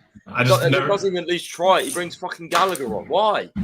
What's Zakaria done to you? Because this is why he's playing the back 3, so he doesn't have to have a defensive midfielder. Because he's realised, okay, we don't have any of those. And if I force one of my wing-backs to stay back, we can't attack. And therefore... he doesn't know that until he plays Zakaria as the defensive midfielder, which he has never done. So it's like, you can't just go off that. Like, that's stupid. You still need a defensive midfielder and a back 3. You can get away with it more. Look at Jorginho, though. We always used to go mental at him. He's not a defensive midfielder. He's still got exposed in the back 3. He is a defensive midfielder, though. Like, he's just not good at it. Like, he still is a defensive midfielder. For me, he's more unless you say a Regista is a different position, but they're still playing the same spot on the pitch. So, I hear what you're saying, absolutely. But like, I still think, like, we played a back 4 for a little while, also with Kova and Enzo, and then we're like, well, if you only have a centre back 2 behind that, that's a bit risky and a bit crazy. So therefore, you put a back 3 behind those 2, and they have a little bit more freedom, which is partly why the whole. Even Tuchel had the same reasoning, I think, at times, because like when Jorginho for the lack of pace and Kante and Kova for neither of them being defensively minded to want to sit. So you might get away with it if you pick the right back 3, but doesn't seem to be able to do or that. If your forward score a goal, that would help. But yeah, let's get to Kova. To be fair, I seen somebody earlier in the chat say, look at the lineup selection. Other than Cucurella, who would you really complain about today? Well, Pice didn't like Koulibaly. Mudryk. Yeah. I mean, I disagree with you on Mudryk completely, personally. I actually thought, anyway, but we'll get to that. Yeah. You think it should have started, though? Yeah. Everyone was saying we don't all start. agreed yesterday he should as well. You didn't say didn't think he should. You said he should. No, I wanted him to start, yeah, but I always said I don't think he's ready. I said I'd like him to start. He looked ready today to me. Like, he missed the chances, but... he held the ball. He didn't constantly give it away. He was involved. He didn't just look completely. You didn't think he gave it away a whole bunch? I thought he gave it away a whole bunch. I'm not. Obviously, he gave the ball away. Everyone gives the ball away, but I thought he gave it away. He looked like a part of the team today, compared to other games where he just looked like a foreign object. That's what I felt today. Well, let's hold our talk about Mudryk when we get to Mudryk. Talk Kovacic first. Now, after looking at it for longer, I probably would have lowered Enzo to a 5.5 and given Kova a 6. But if Enzo has do I give them the same? You know, I'll give them both 6. Who cares? Cover only had 2 key passes, but like Pice touched on, they were great. The pass accuracy was actually quite a bit better than Enzo's with 95, nearly 96%. It's very impressive, to be fair. I mean, the long balls, 5 out of 6 is good. Chances created, 1. Shots. I mean, his shooting was just dreadful every time the game. My God, stop scoring for Croatia. Stop it and just score for us, man. Especially the one he had on his left foot quite early. I'm like, oh, please. Bro, that scissor kick he tried from outside the box to cut Joao. I mean, that was to be so bad. It was funny. Entertaining, but it was really funny. Joao was whenever like, I see a midfielder arrive late and shoot and just put it so far wide, every time I see that, I just miss Lampard as a footballer so much. I'm like, can we not just finally get a player who can shoot arriving late, man? Oh my God. Because Mount could probably do that part, but he's always in the box first. He doesn't wait for a ball to drop there because he doesn't play deep enough for that. But that's fucking strange how he didn't come on today, man. So strange. Yeah, there's something seriously going wrong with him. Did you see how mad he looked on the bench? I don't know whether Potter's been told to not play him or something, but that's just weird. Like, I know you've bring Gallagher on the last few weeks, but Mount's back now. You don't bring Gallagher on over Mount. It's just there's something wrong there. That's weird. It's weird how I agree with that. I just think it was another one of those, like with Kante against Everton, where the only way they would have come on is if we were leading comfortably. And if we weren't leading comfortably, I just don't think Mount was probably fit to play in a game that's actually competitive. And that's I'm surprised Kante came on quite early, to be fair. Wasn't it like 60 minutes? He did. But hey, to be fair, you know, that's what does. Like, at least, you know, we complained about it last time. At least it improved. If he was again unused today, and you're like, well, what the fuck? But at these days, you see a little bit of logic now. Okay, 2 weeks ago it wasn't ready. Today it was, so he played. But yeah, Pice, would you agree on a 6 for Cover? Would you go higher for him than you did for Enzo, or what would you say? I'd probably give him the same rating, so 6.5. I think I have to because Kovacic played those 2 wonderful balls. So yeah. But he still had only 2 key passes compared to Enzo's 5, apparently. I'm not sure about all these 5 from Enzo. I thought Enzo's passing was really good, but yeah, no, there you go, fair play. Anything else you want to add to that? No, just play Zakaria, please, against Liverpool, even though it's never happening. He won't, will he? He won't. It's more likely to play Ruben at DM than he is to play Zakaria. It's going to be Kante Enzo, you know that, right? Nah, Kante won't start yet. But then again, he played half an hour today. Like, what's the next step? A half, but he can also play the first half. This is what I don't get, though. Like, before the game, in his press conference, I didn't think he'd come on at all, because he was like, he will only come on if he's like, you know, we'll see how the game goes. Like, the way he was talking about it was like, I just didn't think he was going to come on. He sounded even more negative than the time when he didn't bring him on in Everton. I was like, so what? We brought him on, especially when we were down 1 goal. That's funny. I mean, maybe that was it. If we need him, we'll bring him on. Maybe he's like, that's how we get another goal. We bring Kante on. And to be fair to Kante, he almost got a goal. But he still. got the closest to scoring from anyone after that, to be fair. But okay, I mean, Pice went for the 6.5 for Cover. Would you go for 6.5 for Cover, Clutch, or would you go for the same 6 as you did for Enzo? Same 6 as I did for Enzo. I think they were about on the same playing field. He should have probably had an assist if someone didn't mess it up, but I'm not going to blame him for that. His shots were kind of insane, though. But you know what? We've been complaining that a midfielder doesn't take shots. At least Kovacic is trying to take shots at this point, I guess. I mean, it would be good if he put them anywhere near goal, but, you know, what he put up for... It'd be nice if that was Enzo being there and not Kovacic, but it is what it is. But because Enzo always drops all the way out to the right for absolutely no apparent reason. Don't know if instructionally or just because that's where he wants to be. It always has to be Cover. But yeah, that's a problem in and of itself. Honestly, at the beginning, it felt... If anything, this was the closest to it. Like, Havertz was certainly the deepest of all the front three, which a problem in and of itself. I need to say a thing about Kai Havertz now. Because obviously, before the last stream, I was like, okay, let me listen to this stupid podcast here that he did to like find out whether he was misquoted or how badly or whatever. And then because how the internet works, it obviously recommended me some other long-form Kai Havertz content thing. And yeah... How do I best put it? So he said in that video that especially before a big game, he likes to listen to like especially, you know, music that pumps you up. I'm like, excuse me. This is the problem in a nutshell. No, you shouldn't only be doing this before a big game. You should be doing this before every game. And this is why you end up playing like this. Because why the fuck are you only getting pumped up for a big game? Absolutely no chance. No, you should be doing this for every game. That's the whole problem. That's the whole problem with this team. It's the whole problem with this generation of players that we have. And like, you know what we touched on earlier? How many generational players? Oh, it's difficult to motivate them. Yeah, because they only turn up for fucking big games. And when it is against, playing Aston Villa at home, they don't give a shit. And I'm not saying Havertz doesn't care, but it's not as big to them in the head. And that's why they don't understand that they still need to push themselves to as far as they can. Yes, I know it's draining to do it every 3 days to push yourself to the maximum. I know that.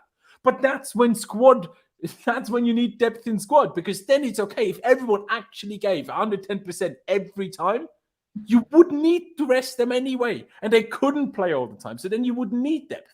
But when you only ever play to 95%, well, then you're not going to be as tired.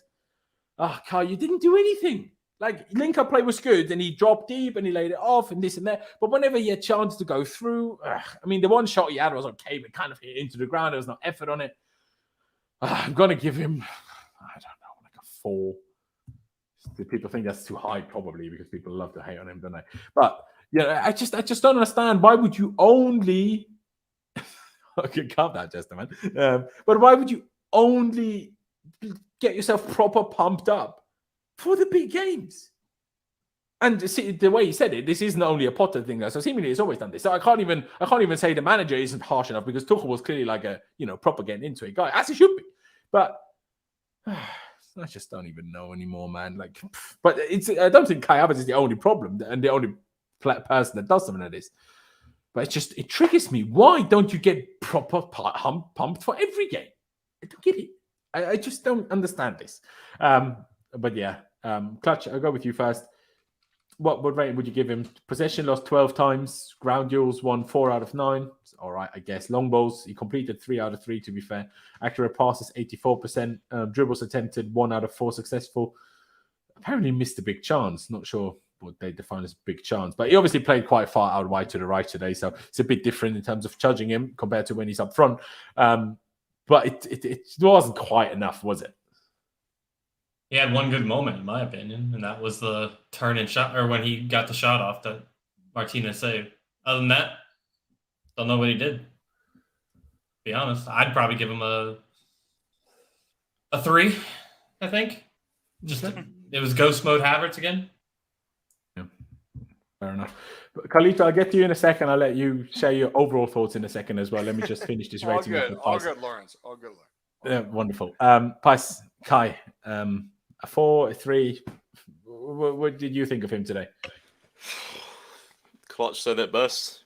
Ghost of Kai. I don't know. Whatever he said. Yeah, didn't do much. Didn't really influence the game. Didn't listen to the podcast, by the way, because it was in German, I think. So yeah. Yeah. And that other video I was watching was also in German. So yeah. Yeah, I mean.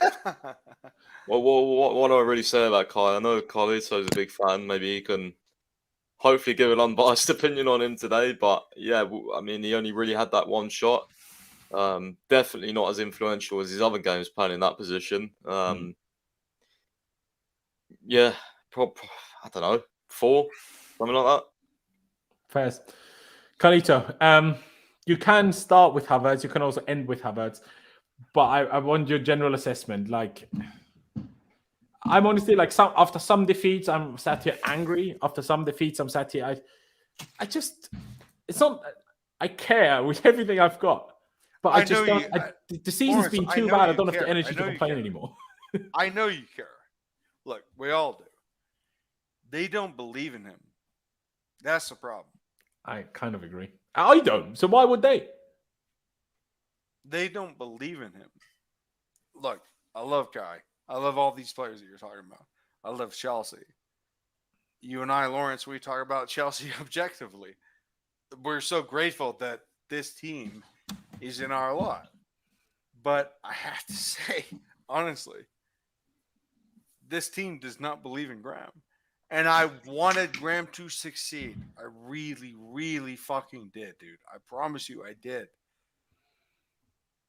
But they don't believe in him. And the problem is that they don't respect him. And if you don't have that respect for a manager, you will never get through to these players because they're not just players, they are professional human beings. You will never get through to them if they don't respect you. And I just feel as though Graham Potter has lost respect of the players that he is trying to dictate. Do you think he's lost like respect on a personal level? Because I don't think that. No, I think it's a personal level. Yes. Yeah, but in terms of, I think that it doesn't have the authority that he sometimes needs, and he maybe also doesn't want the authority that he needs, which is kind of a different issue. I think it's Laurenz. I think it's both. Legitimately, I think it's both. Yeah, I mean, to be fair, that comment, they should be professional. They are paid enough to be professional. To be fair to them. No shit, you would think so, Laurenz. You would think so. Yeah. To be fair, the reports were that nobody respected Nagelsmann at Bayern.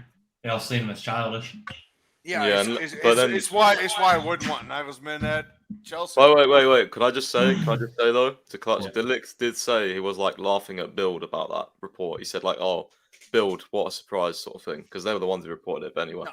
Yeah, of course. It's always the Bild in Germany. By the way, I'm not sure if people are aware of this. Bild and Bild Sport are two different things. So when it's Bild Sport, believe it. When it's Bild, don't. In general, obviously there's exceptions. If you want, everybody is complaining about this manager. I get it. If you want a resolution, my response is Luis Enrique because he's a man's man. No, I know that you say no. But that does not mean that I will not continue to say, yes, this is the right guy. Yeah, and then when he tactically is worse than Potter, then all of a sudden we're going to have a different story. I know it's not this. No. We certainly wouldn't have 27 shots in a game under Luis Enrique. You are forgetting that I am talking about respect. I'm talking about someone that will go into the dressing room and say, this is what I want. And you will do it. You are all very talented people, which, by the way, this is a very talented team. But Luis Enrique will go in and command respect. Now, I know his tactics. I also know what he did in 2015. He did the MSN, right? Yeah, they won Champions League with those tactics. So you're telling me that Luis Enrique is, some, bon vivant? I'm sorry. He actually knows what he's doing. I would hope that he would come into our dressing room and say, fuck me. I have got a lot of work to do, but I'm willing to do it. I mean, if you want players to respect somebody, you got to bring in Zidane then. He's the only one they're going to respect. He does not speak English. I'm sorry. You can't do that. Do we know if Enrique does speak English? I don't know. I mean, he probably does. He does. I always personally think this is complete waffle, and I guarantee that Zidane speaks enough English to become Chelsea manager. By the way, we hired Luis Felipe Scolari, who didn't speak a word of English. Now, fair news, it didn't work out, so maybe that is proof that we shouldn't. No. But, Luis Enrique is a man's man, and I hope you understand that. A man's man. No, he isn't, bro. He lets his Spain team player date his daughter. That he's not a man's man. He absolutely isn't. Just for that, you can't let that happen. You really was saying that? Really? Sorry? That's kind of disrespectful. In the wake of his leadership at Spain, yeah, no, Morata comes out as the captain. Nothing to do with the kid. Let the kid date your daughter all you want, but you can't have peak levels of respect if you let them date your daughter. Like, those both are not possible. I think that's bridge too far, Laurenz. Come on, man. Come on. No, I think so. But regardless of, let's not waste too much time. We're not sacking Potter, at least not for the time being. So let's not waste too much time. Should know. I mean, once he is sacked, we have plenty of time to talk about it. Are you sure about that? Are you sure? But talk about Kai Havertz, mate. What rate would you give him? We've had 2 4s and 1 3. What would you give him out of 10? 2? 2. Yeah. Fair. I thought I was going to get roasted. Jesus. There you go. Well, I'm pretty sure I went even lower than you, Pius. So you were all good no matter what happened. There you go. Fair enough. Hey, I can't complain too much. And let's open up old wounds. Felix 0. Not again, Clutch. Not again. By the way, Pice, hardest working man in Chelsea show business. I love Pice. I appreciate that, bro. No, dude, you work so hard. I love it, man. Also, why is there so much Pulisic hate in the chat? Like, he's not even on the screen. Like, hello? Yeah, we've not even spoken about Pulisic. I think someone said. I just look over and it's just like someone earlier said in the a chat. war about him. Like, bro, he got 10 minutes. Like, what? Someone said we need to build the whole team around Pulisic, and I think a few others in the chat lost their mind a little bit. A little bit, Lawrence, a little bit. It's definitely not easy to post quotes after the game where part is saying the boys gave everything. But yeah. Flip sake, guys. Lawrence, you have to have a little bit of disdain for that common. Yeah, of course I do. Of course I do. Oh, the boys. Who doesn't, man? Why is he always saying it as well? Bro, like, surely he realizes that he's getting ridiculed for this. Stop saying it, man. You know what it is though? I think it's actually like I think he's just said it I think it's just like his go-to phrase. Yeah, he just says it every game, no matter whether we win or lose. Like, it's just become like a meme. I don't think he actually thinks they gave it everything. I think it's just what of course he doesn't. Oh my god. But it's so embarrassing, Pice. It's so embarrassing.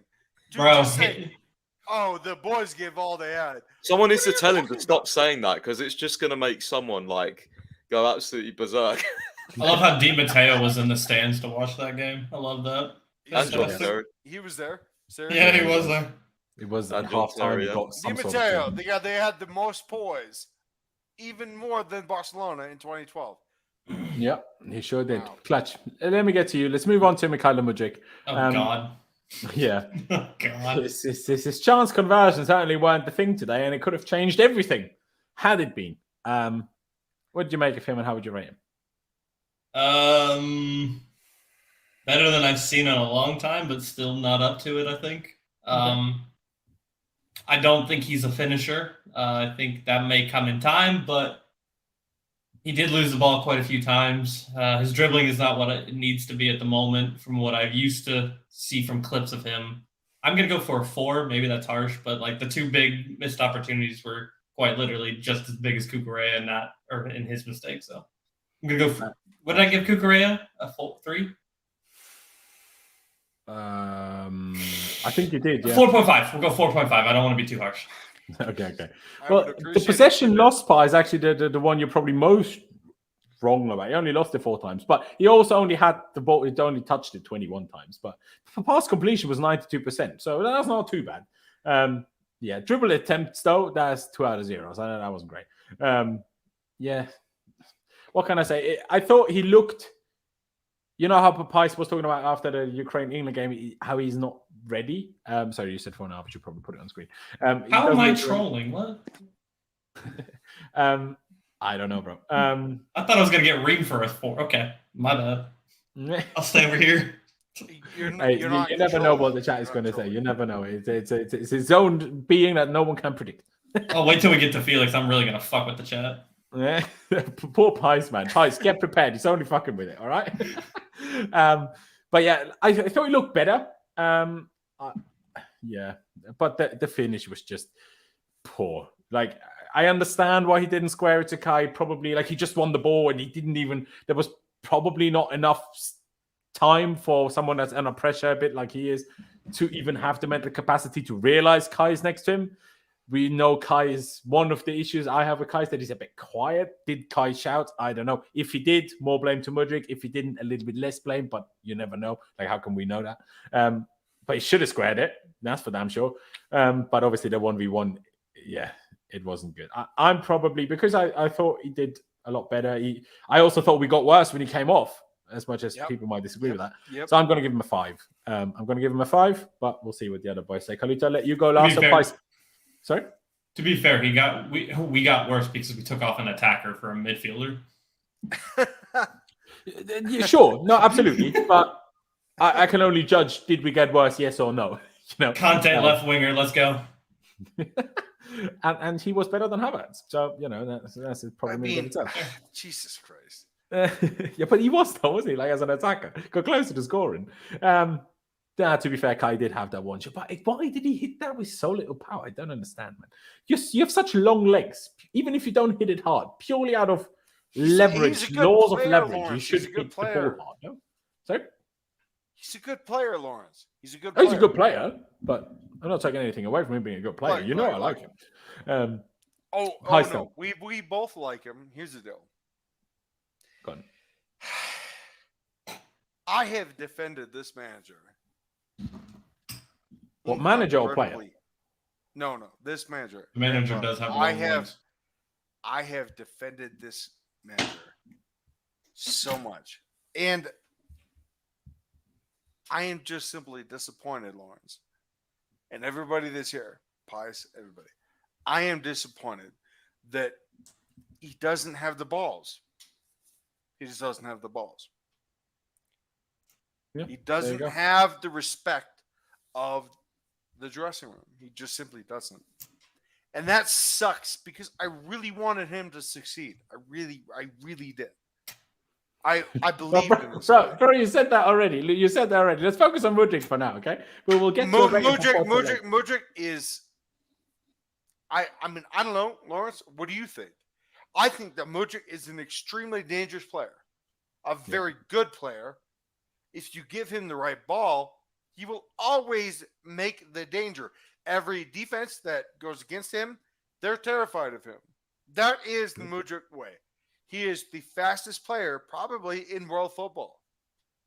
So any defense that goes against him, they have to plan for it. The problem with us, for fuck's sake, the problem with us is that we didn't give him the ball. Well, we did once. Sucks. But you know what? Give him the ball more. Yeah, no, I agree with that. I actually agree with that. But here's the problem.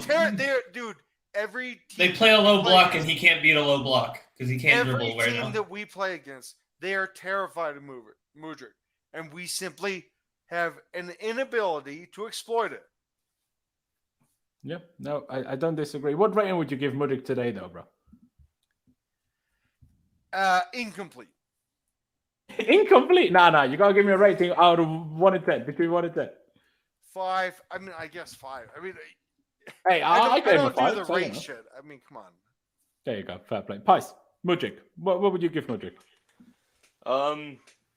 Yeah, probably a 5 as well. As you said, I don't think he played awful, and I do actually agree with Collier in terms of we don't like. I've said in recent weeks we just don't give him the ball enough. And then I was watching Ukraine. I know you can't compare Ukraine to Chelsea, but they didn't give the ball to Mudryk much. And I was thinking, well, if Mudryk's their best player and they're not giving him the ball, then is it like a positional coaching thing? And that was the conclusion I came to then. But then today I was like, well, you know, the times he did get the ball, he actually looked all right. I don't think he played awful. Obviously, I think he got it also more today than he did on other occasions.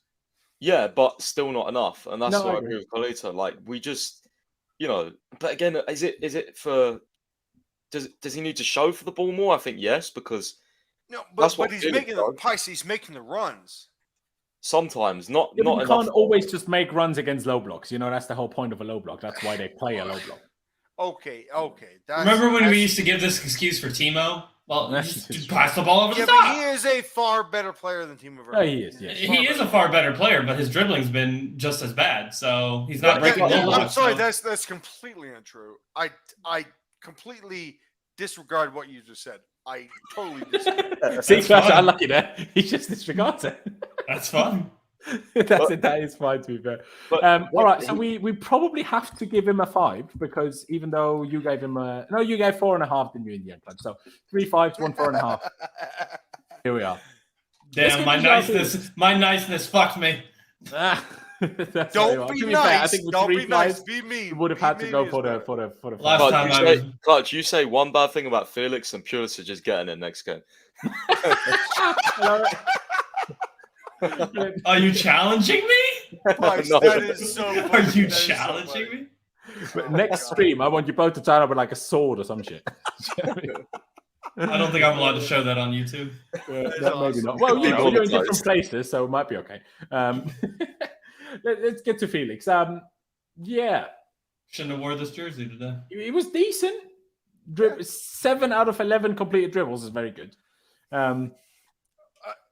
Lawrence. Ground duels, he also won 10 out of not 16. Just good. Lawrence, that's not just good. That's really good.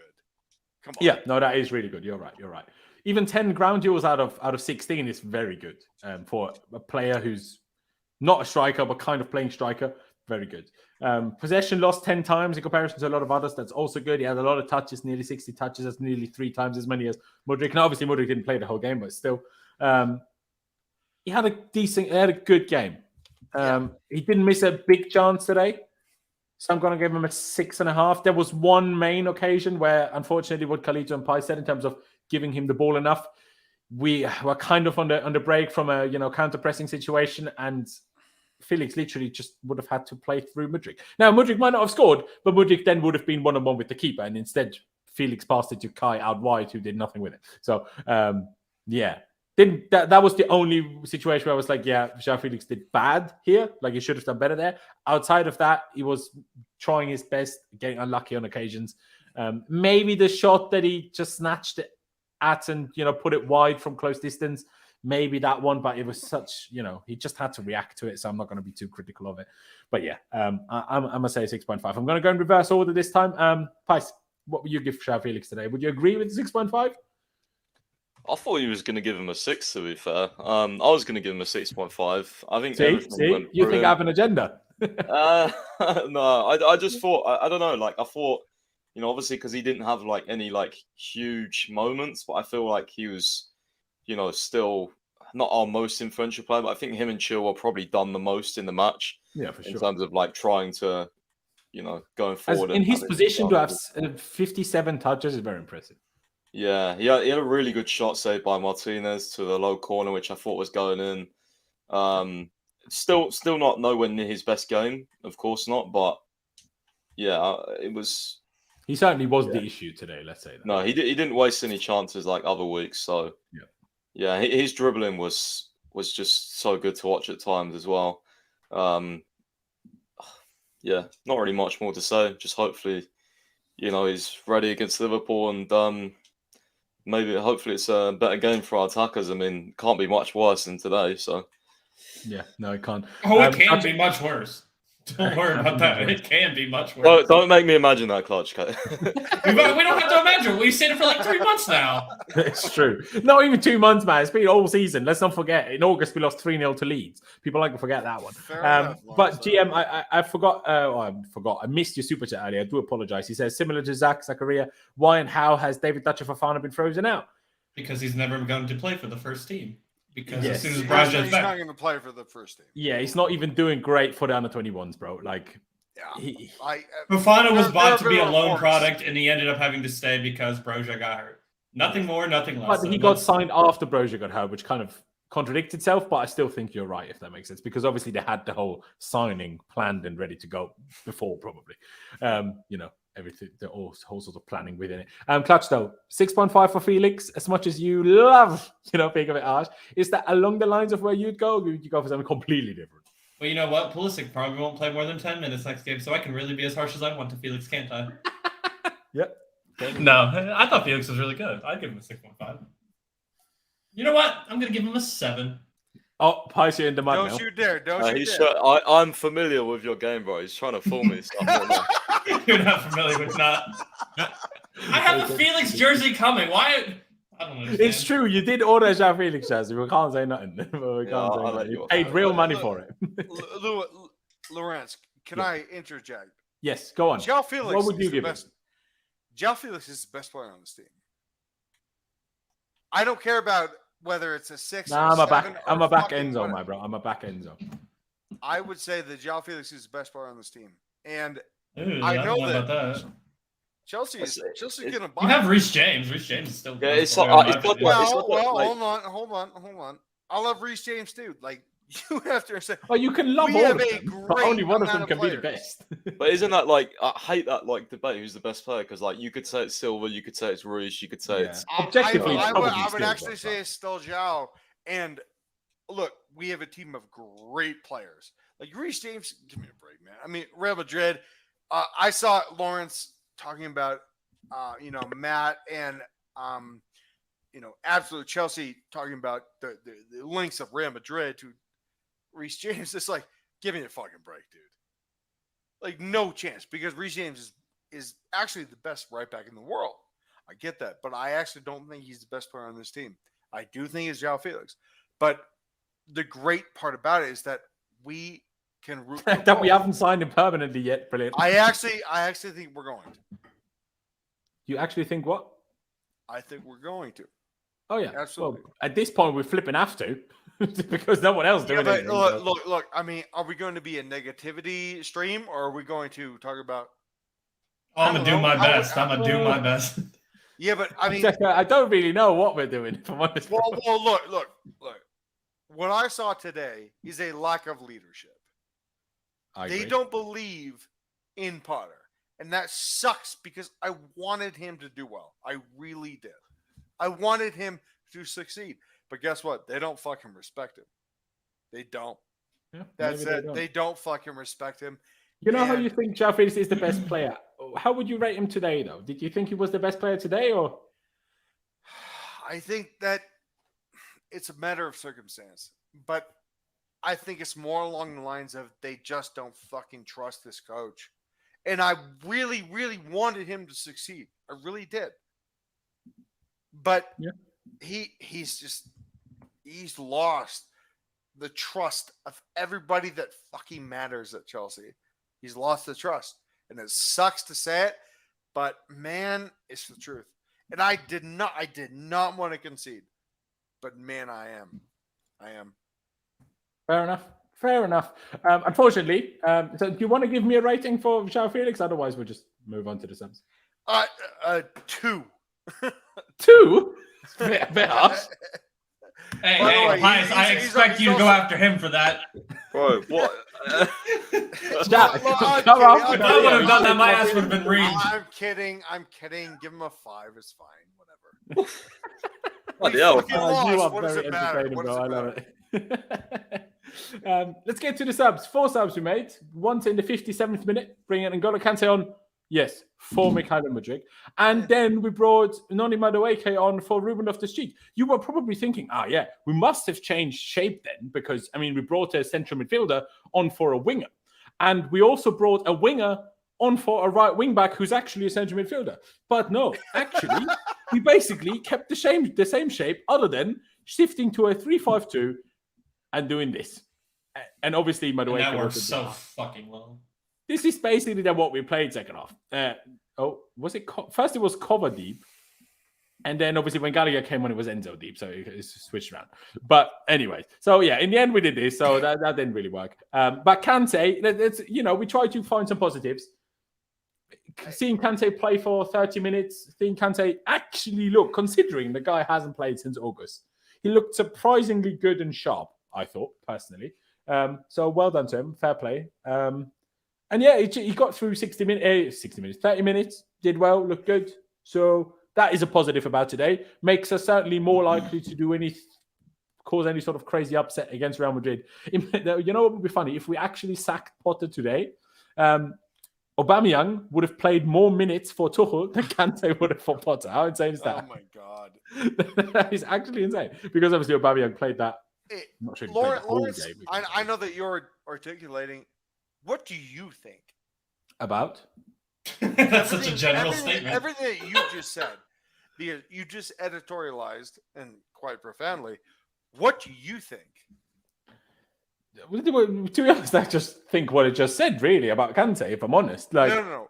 So is it okay that we are going to give Kante a new contract when he can't stay on the field? And are you okay with Grant Potter being fired? Seriously, because I respect you. I love you, Laurenz. But I have to ask you, man, are you going to... You know what? I will say as honestly as it is. I have my doubts over whether that contract is a smart idea.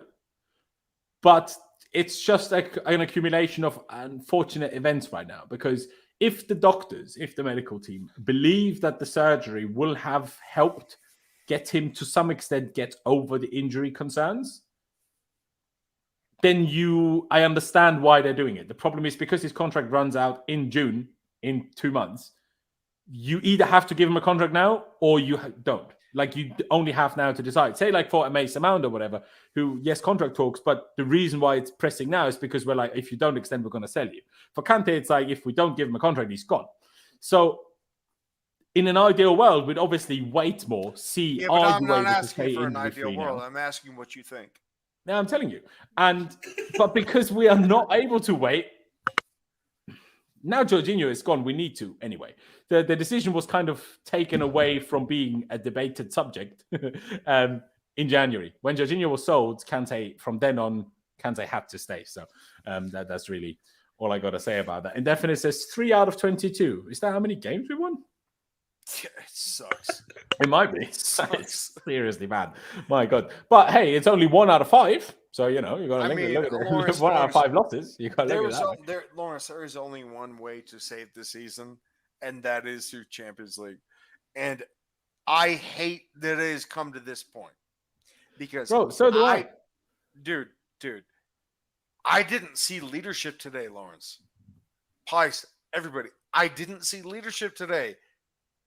I feel as though Graham Potter just it's too big of a job. He does not have the personality. And I was rooting for him, man. But Carlito, I love you, bro, but I'm not sure if you're aware, but you are very much repeating yourself many a times. You're saying the same thing all over and over again. Like I'm upset, Lawrence. I'm upset. Okay. Let me quickly finish reply to the super chat, because Indefinite is asking me still back in Potter alone. Let me finalize, because I am finally Potter out. That's what I'm getting to. Is that okay? I was well, see, and I'm gonna be the same. Now, my decision of that came after Spurs, but then in the meantime, I was like, well, we can't really do anything about it, and I'm still in the same boat. I yes, am I now think Potter out. When I was defending this guy. Now I'm like, fuck. I don't see leadership. Yeah, and exactly.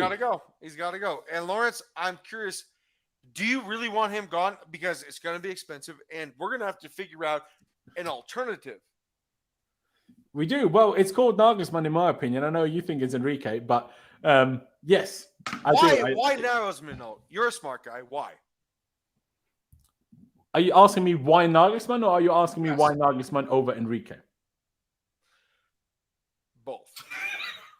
Thought so. Okay, so why Nagelsmann in general is because I see the guy as a very revolutionary manager that has achieved enough in a young career at big enough clubs that, number one, he would acquire the authority and respect that a manager at Chelsea needs to have from the squad. Otherwise, it doesn't work, as we're potentially finding out at the moment. But that's a whole separate issue. I also think that he, people, especially when, Potter was here and, look, talk about all this aura. I think Nagelsmann is the dude that turns around with aura. Now, I agree, Enrique does too. But what I like most about Nagelsmann is that he seems like the kind of manager that fits into what we are trying to do at the club under Bowley. Now, people might not like a lot of the things we did, including sacking Tuchel, including some of the players we bought, blah, blah, blah. That's okay. But if you're accepting what we're doing, I think a manager like Nagelsmann fits that to the T, in my opinion. The way he is, what he portrays, what he embodies, and how I think he can work with this squad. Enrique is a difficult one for me, because yes, with Emerson he did win the Champions League, but it's the greatest attack potentially in history. Hold on. Not win. Yeah, but let me can't wait to watch Chelsea take 5 shots with Luis Enrique again. I can't fucking wait. Lawrence, you cannot say it's a difficult one for you when this is the manager that did the 2015 thing. Come on, but it's 2023 though. Oh, I don't think that it matters. Does it? Because otherwise, I'm going to tell you, but remember what Jose Mourinho did in 2010 or in 2005 or in 2006, Lawrence, I agree, he did great things with Barcelona, don't get me wrong, but it's one of the best Barca teams ever. And Lawrence, he also only won 1 Champions League compared to what Zidane did with Real Madrid, even though he had the best attack.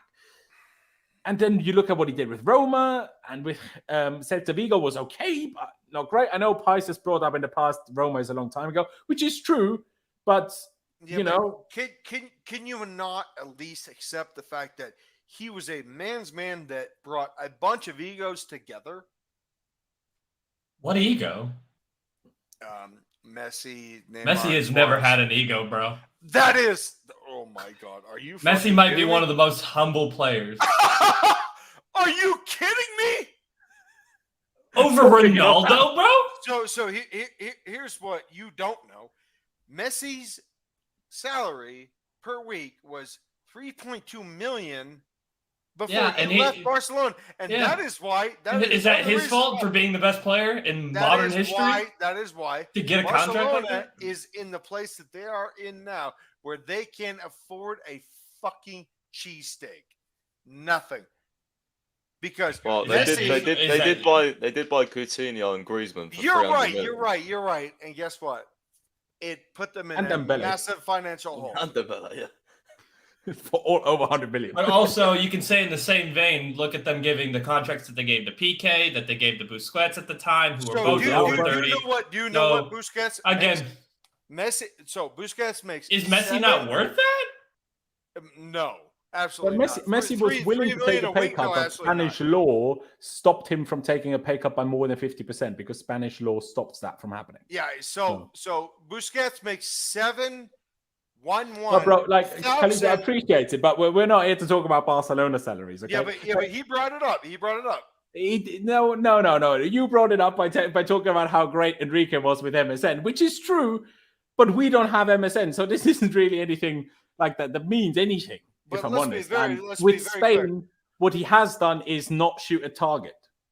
Like, let's be serious. I didn't bring Messi up, bro. No, you didn't.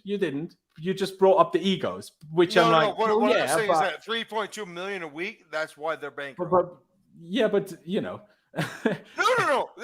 The facts matter. The facts when we look at Barcelona at the time, that was Pep, then Tito Villanova took over, and was it Enrique directly? It wasn't just Pep. What are you talking about? After Villanova? Was it Enrique directly after Villanova? I'm not sure anymore.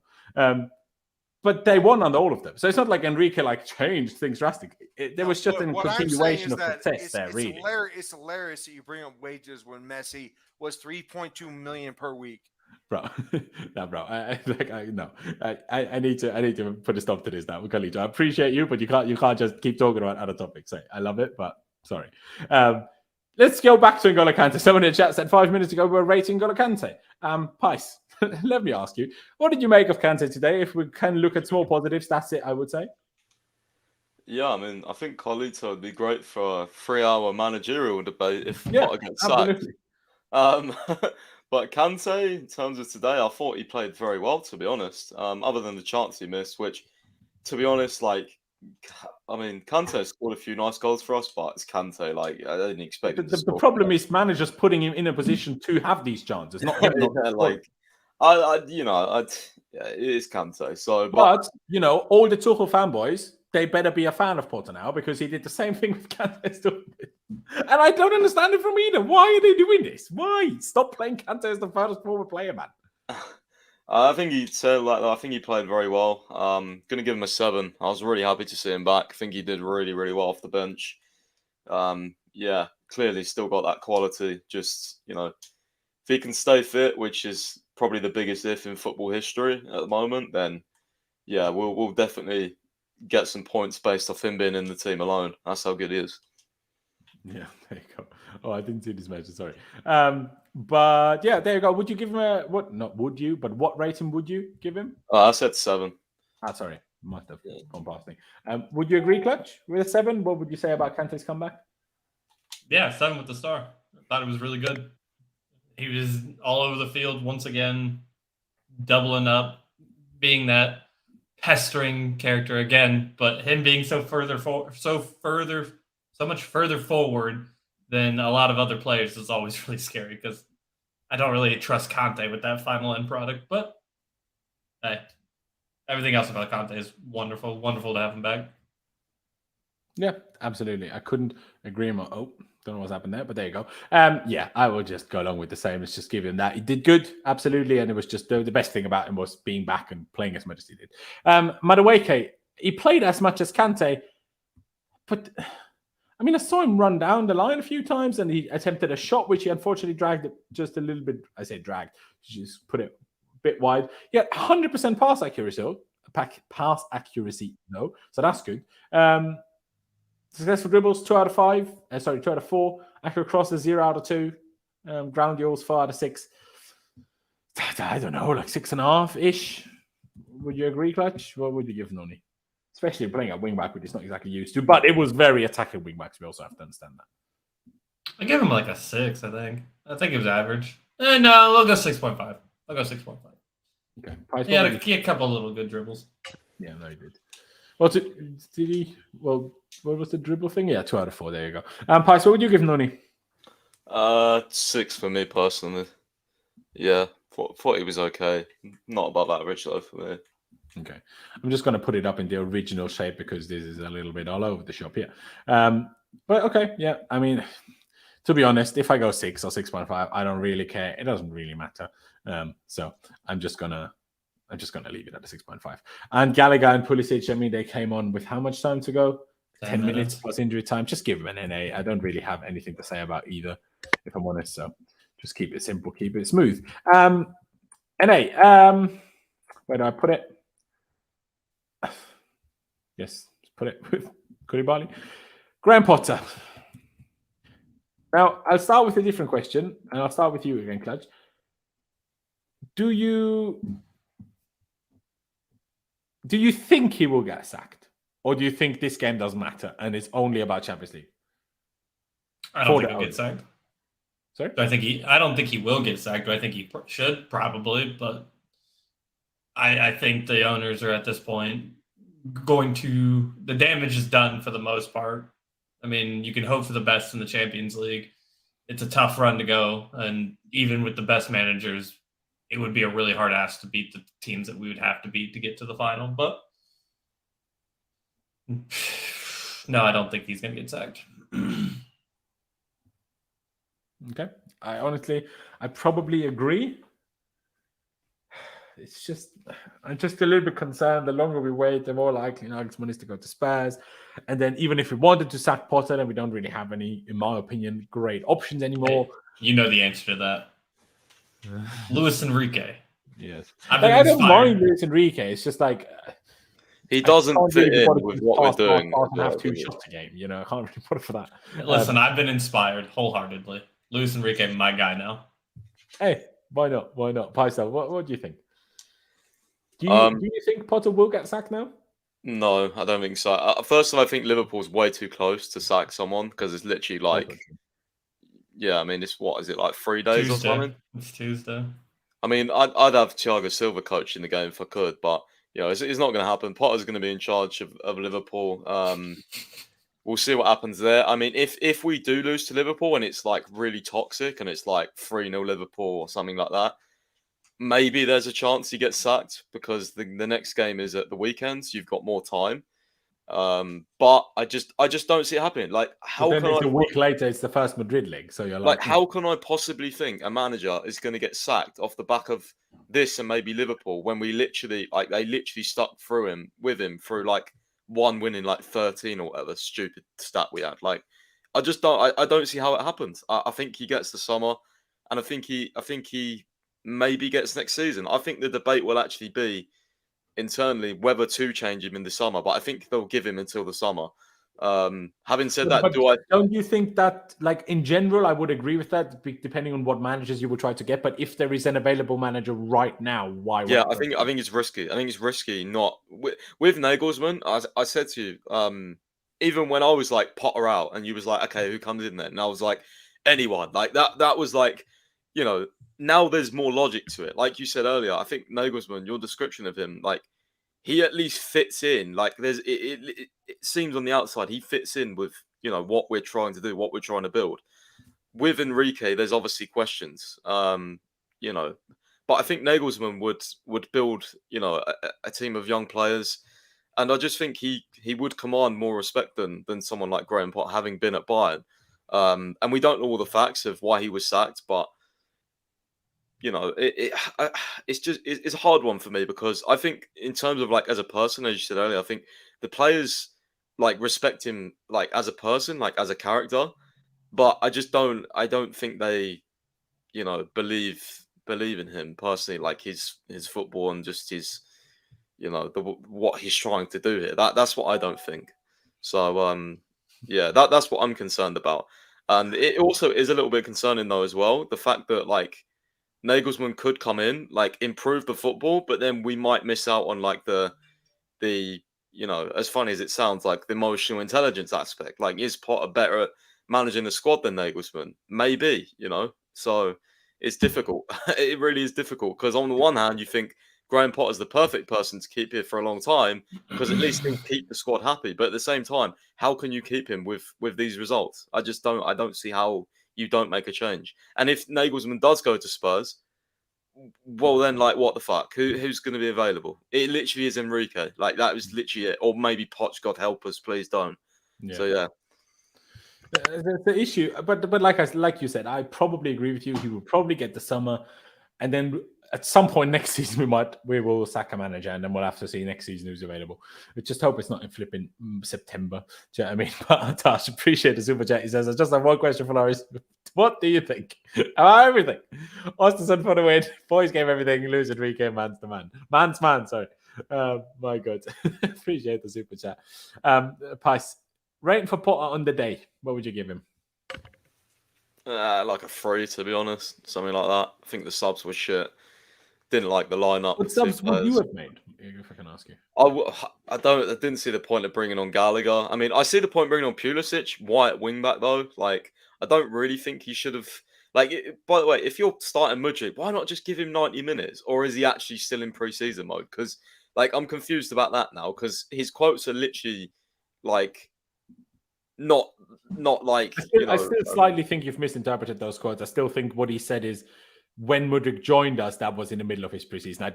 You can't. No, he still said April now. He joined us in January. He physically cannot be in preseason anymore. No, bro, I promise you, I'm pretty sure he said he's still in. It's still a preseason phase for him. Well, then they need to fucking train him harder and make preseason happen quicker than it. I think there's a simple answer. Potter doesn't know what the fuck he's talking about. All that. There you go. Fair enough. You give him a 3. Clutch. What do you give him? A 2. Fair like enough. I don't blame him for the starting lineup, and that's why he gets the 2. But the subs were just absolutely idiotic. The way we subbed the first 2 subs, which is like, if that's what you're gonna do, whatever. Like, I don't agree with it, but if that's what you're gonna do, go ahead, right? But you literally hindered us from the next 2 subs that we made to have any sort of ability to have more of an attacking player or attacking like team because you're sending want to take either Kai or Felix off, and then you can only bring Pulisic on the wing then because you already took Mudryk off for Kante half an hour earlier for 15 minutes. Exactly, unless you're going to switch formations, and then at that point, but you don't have another center back because you want to switch formations, which is another reason why I think you should play Badiashile if you're going to play James as a right center back, because then you have 2 center backs, and if you need to switch to a back 4, you can do it. But we didn't have that ability. We were just like, again, his tactics made. He had a 5th sub left. He could have just brought Badiashile on if he wanted to. He even took Cucurella off. Exactly. So I swear to God, if Badiashile does not start against Liverpool, oh my days, I might go crazy. That's the only excuse for not starting him today, and it's still not an excuse. We're playing a midfield 3. That's what we're doing. 100% against Liverpool. It's going to be Kovacic, Enzo, and Kante. Gallagher probably. Oh, fucking hell. I'm not allowed to say what I would do if that's Gallagher. It's YouTube against I'm YouTube honestly rules. not sure what rating I give if Gallagher starts against Liverpool. My God. I mean, it might be Mount, but he didn't come on today, so probably not. I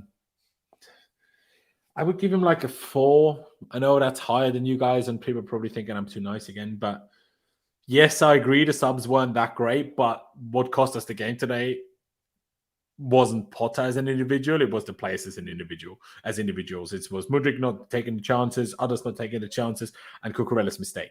So I don't think it's fair to give Potter a lower rating than any individual player when it was individual errors that made sure we didn't win. Because I don't think we were clearly not the worst team overall, right? So that's why I don't think that is quite fair. I would probably give him a 4, but hey, you said 2 and you said 3, so therefore we sit at a 3. But yeah, that's my logic. Like I say, that doesn't mean Potter is good. That doesn't mean I want Potter to stay. But I still don't think he was mainly at fault for this defeat today. So therefore, he shouldn't have a lower rating than those. See, I agree that he's not like the main reason for defeat, right? I mean, again, I have no problem with how he did the starting lineup. But when you had an opportunity to change, Like, I don't like Kante when you're down 1-0 makes no sense. 2-0 no even by then, because by the time they came I mean, on, he already decided at 1-0. Yeah. Like, okay, so why are you not bringing on a couple of attackers who might so change? bring Kante on. That's okay. Bring him on for cover then. Do you know what I mean? Yeah, and like again, like made no sense. It made no sense that the tactics that he did in the end of the day to me. So, like, at the end of the day, like most managers who have like that ability to know, like, oh well, I got to switch something up. I got to bring in on more attacking players. It's like a basic manager thing to know. Why did we just stack the midfield when we were down 1? Like, it's almost like you just accepted what was going to happen after that. I don't know. I would love to ask him that question. How did you think changing to a 3-5-2 would make us more likely to turn, whether it's a 1-0 or a 2-0, doesn't really matter. When has 2 strikers ever fucking worked for us? And 2 strikers, who aren't strikers. I don't think we've ever played a game of 3-5-2 and I've been like, okay, I want my next game. Ever. Absolutely, 100%. Bro. Like Ever. maybe that Atletico away game where Batshuayi scored the last minute winner, played 3-5-2 that day. But it's the same problem that, like, why I don't want a back 3 in the first place is you start taking away attackers, and we don't have our attackers have not been good in the first place. So why take them away? Add more fucking attackers. Exactly. 3 defenders. We've gone from playing 4-2-3-1 for 10 games in a row or whatever, maybe more. No matter what happened, we always played that. And then he just won't change to a 4. No. Yeah, and now we go to a back 3. We have all centre-backs missing. Well, Buddy Shield just wasn't picked, and Chalobah. But we have Thiago Silva missing and Fofana missing. And then you play 2 fullbacks and centre-back because you want to play them. Oh, I don't understand. I don't know anymore, man. I don't know. I mean, hey, we turned up against Dortmund. Maybe we'll turn up against Madrid. But it just stings every time. Especially, I hate losing after the international break and before an international break is just the worst. Because, well, after this, I waited 2 weeks for this game. And the last time, I had to wait 2 weeks after it last time. And what do we do? Drop points in the last minute last time. And, bottle it completely this time and even take 0 points against fucking Villa, man. Oh my God. But hey, ladies and gentlemen, if you're still here, I appreciate you very much. I hope you enjoyed this. It was quite fun for us at times, even if it was very depressing at the beginning. But if you haven't already, please be sure to subscribe. That'd be massively appreciated. Hit the like button on your way out. That doesn't cost you any money or any time. So if you could do that, that would be wonderful. Please check out Pice's website. I was going to say Chelsea FC 365, but name change, rebranding to londonsfirst.com. Link is down in the description. Please follow Pice and Clutch on their Twitters. And yeah, ladies and gentlemen, thank you. Is that a ring I see? Yes, but not a wedding ring. It's a ring, a Chelsea ring, actually. And my brother, you can't see it, but then my brother got me for my birthday. For Christmas. So that's why I'm wearing that. But anyways, and he bought a 1-size ring, and that's the only finger it fits on. So there we are. But yeah, ladies and gentlemen, if you haven't already, like I say, please do subscribe. Thank you guys for watching. Up the Chelsea. Upwards and flipping onwards, because there's not a lot of upwards going on at the moment. But yeah. I just see you next time. I ruined my own outro. That's how bad we are. Bye. See ya.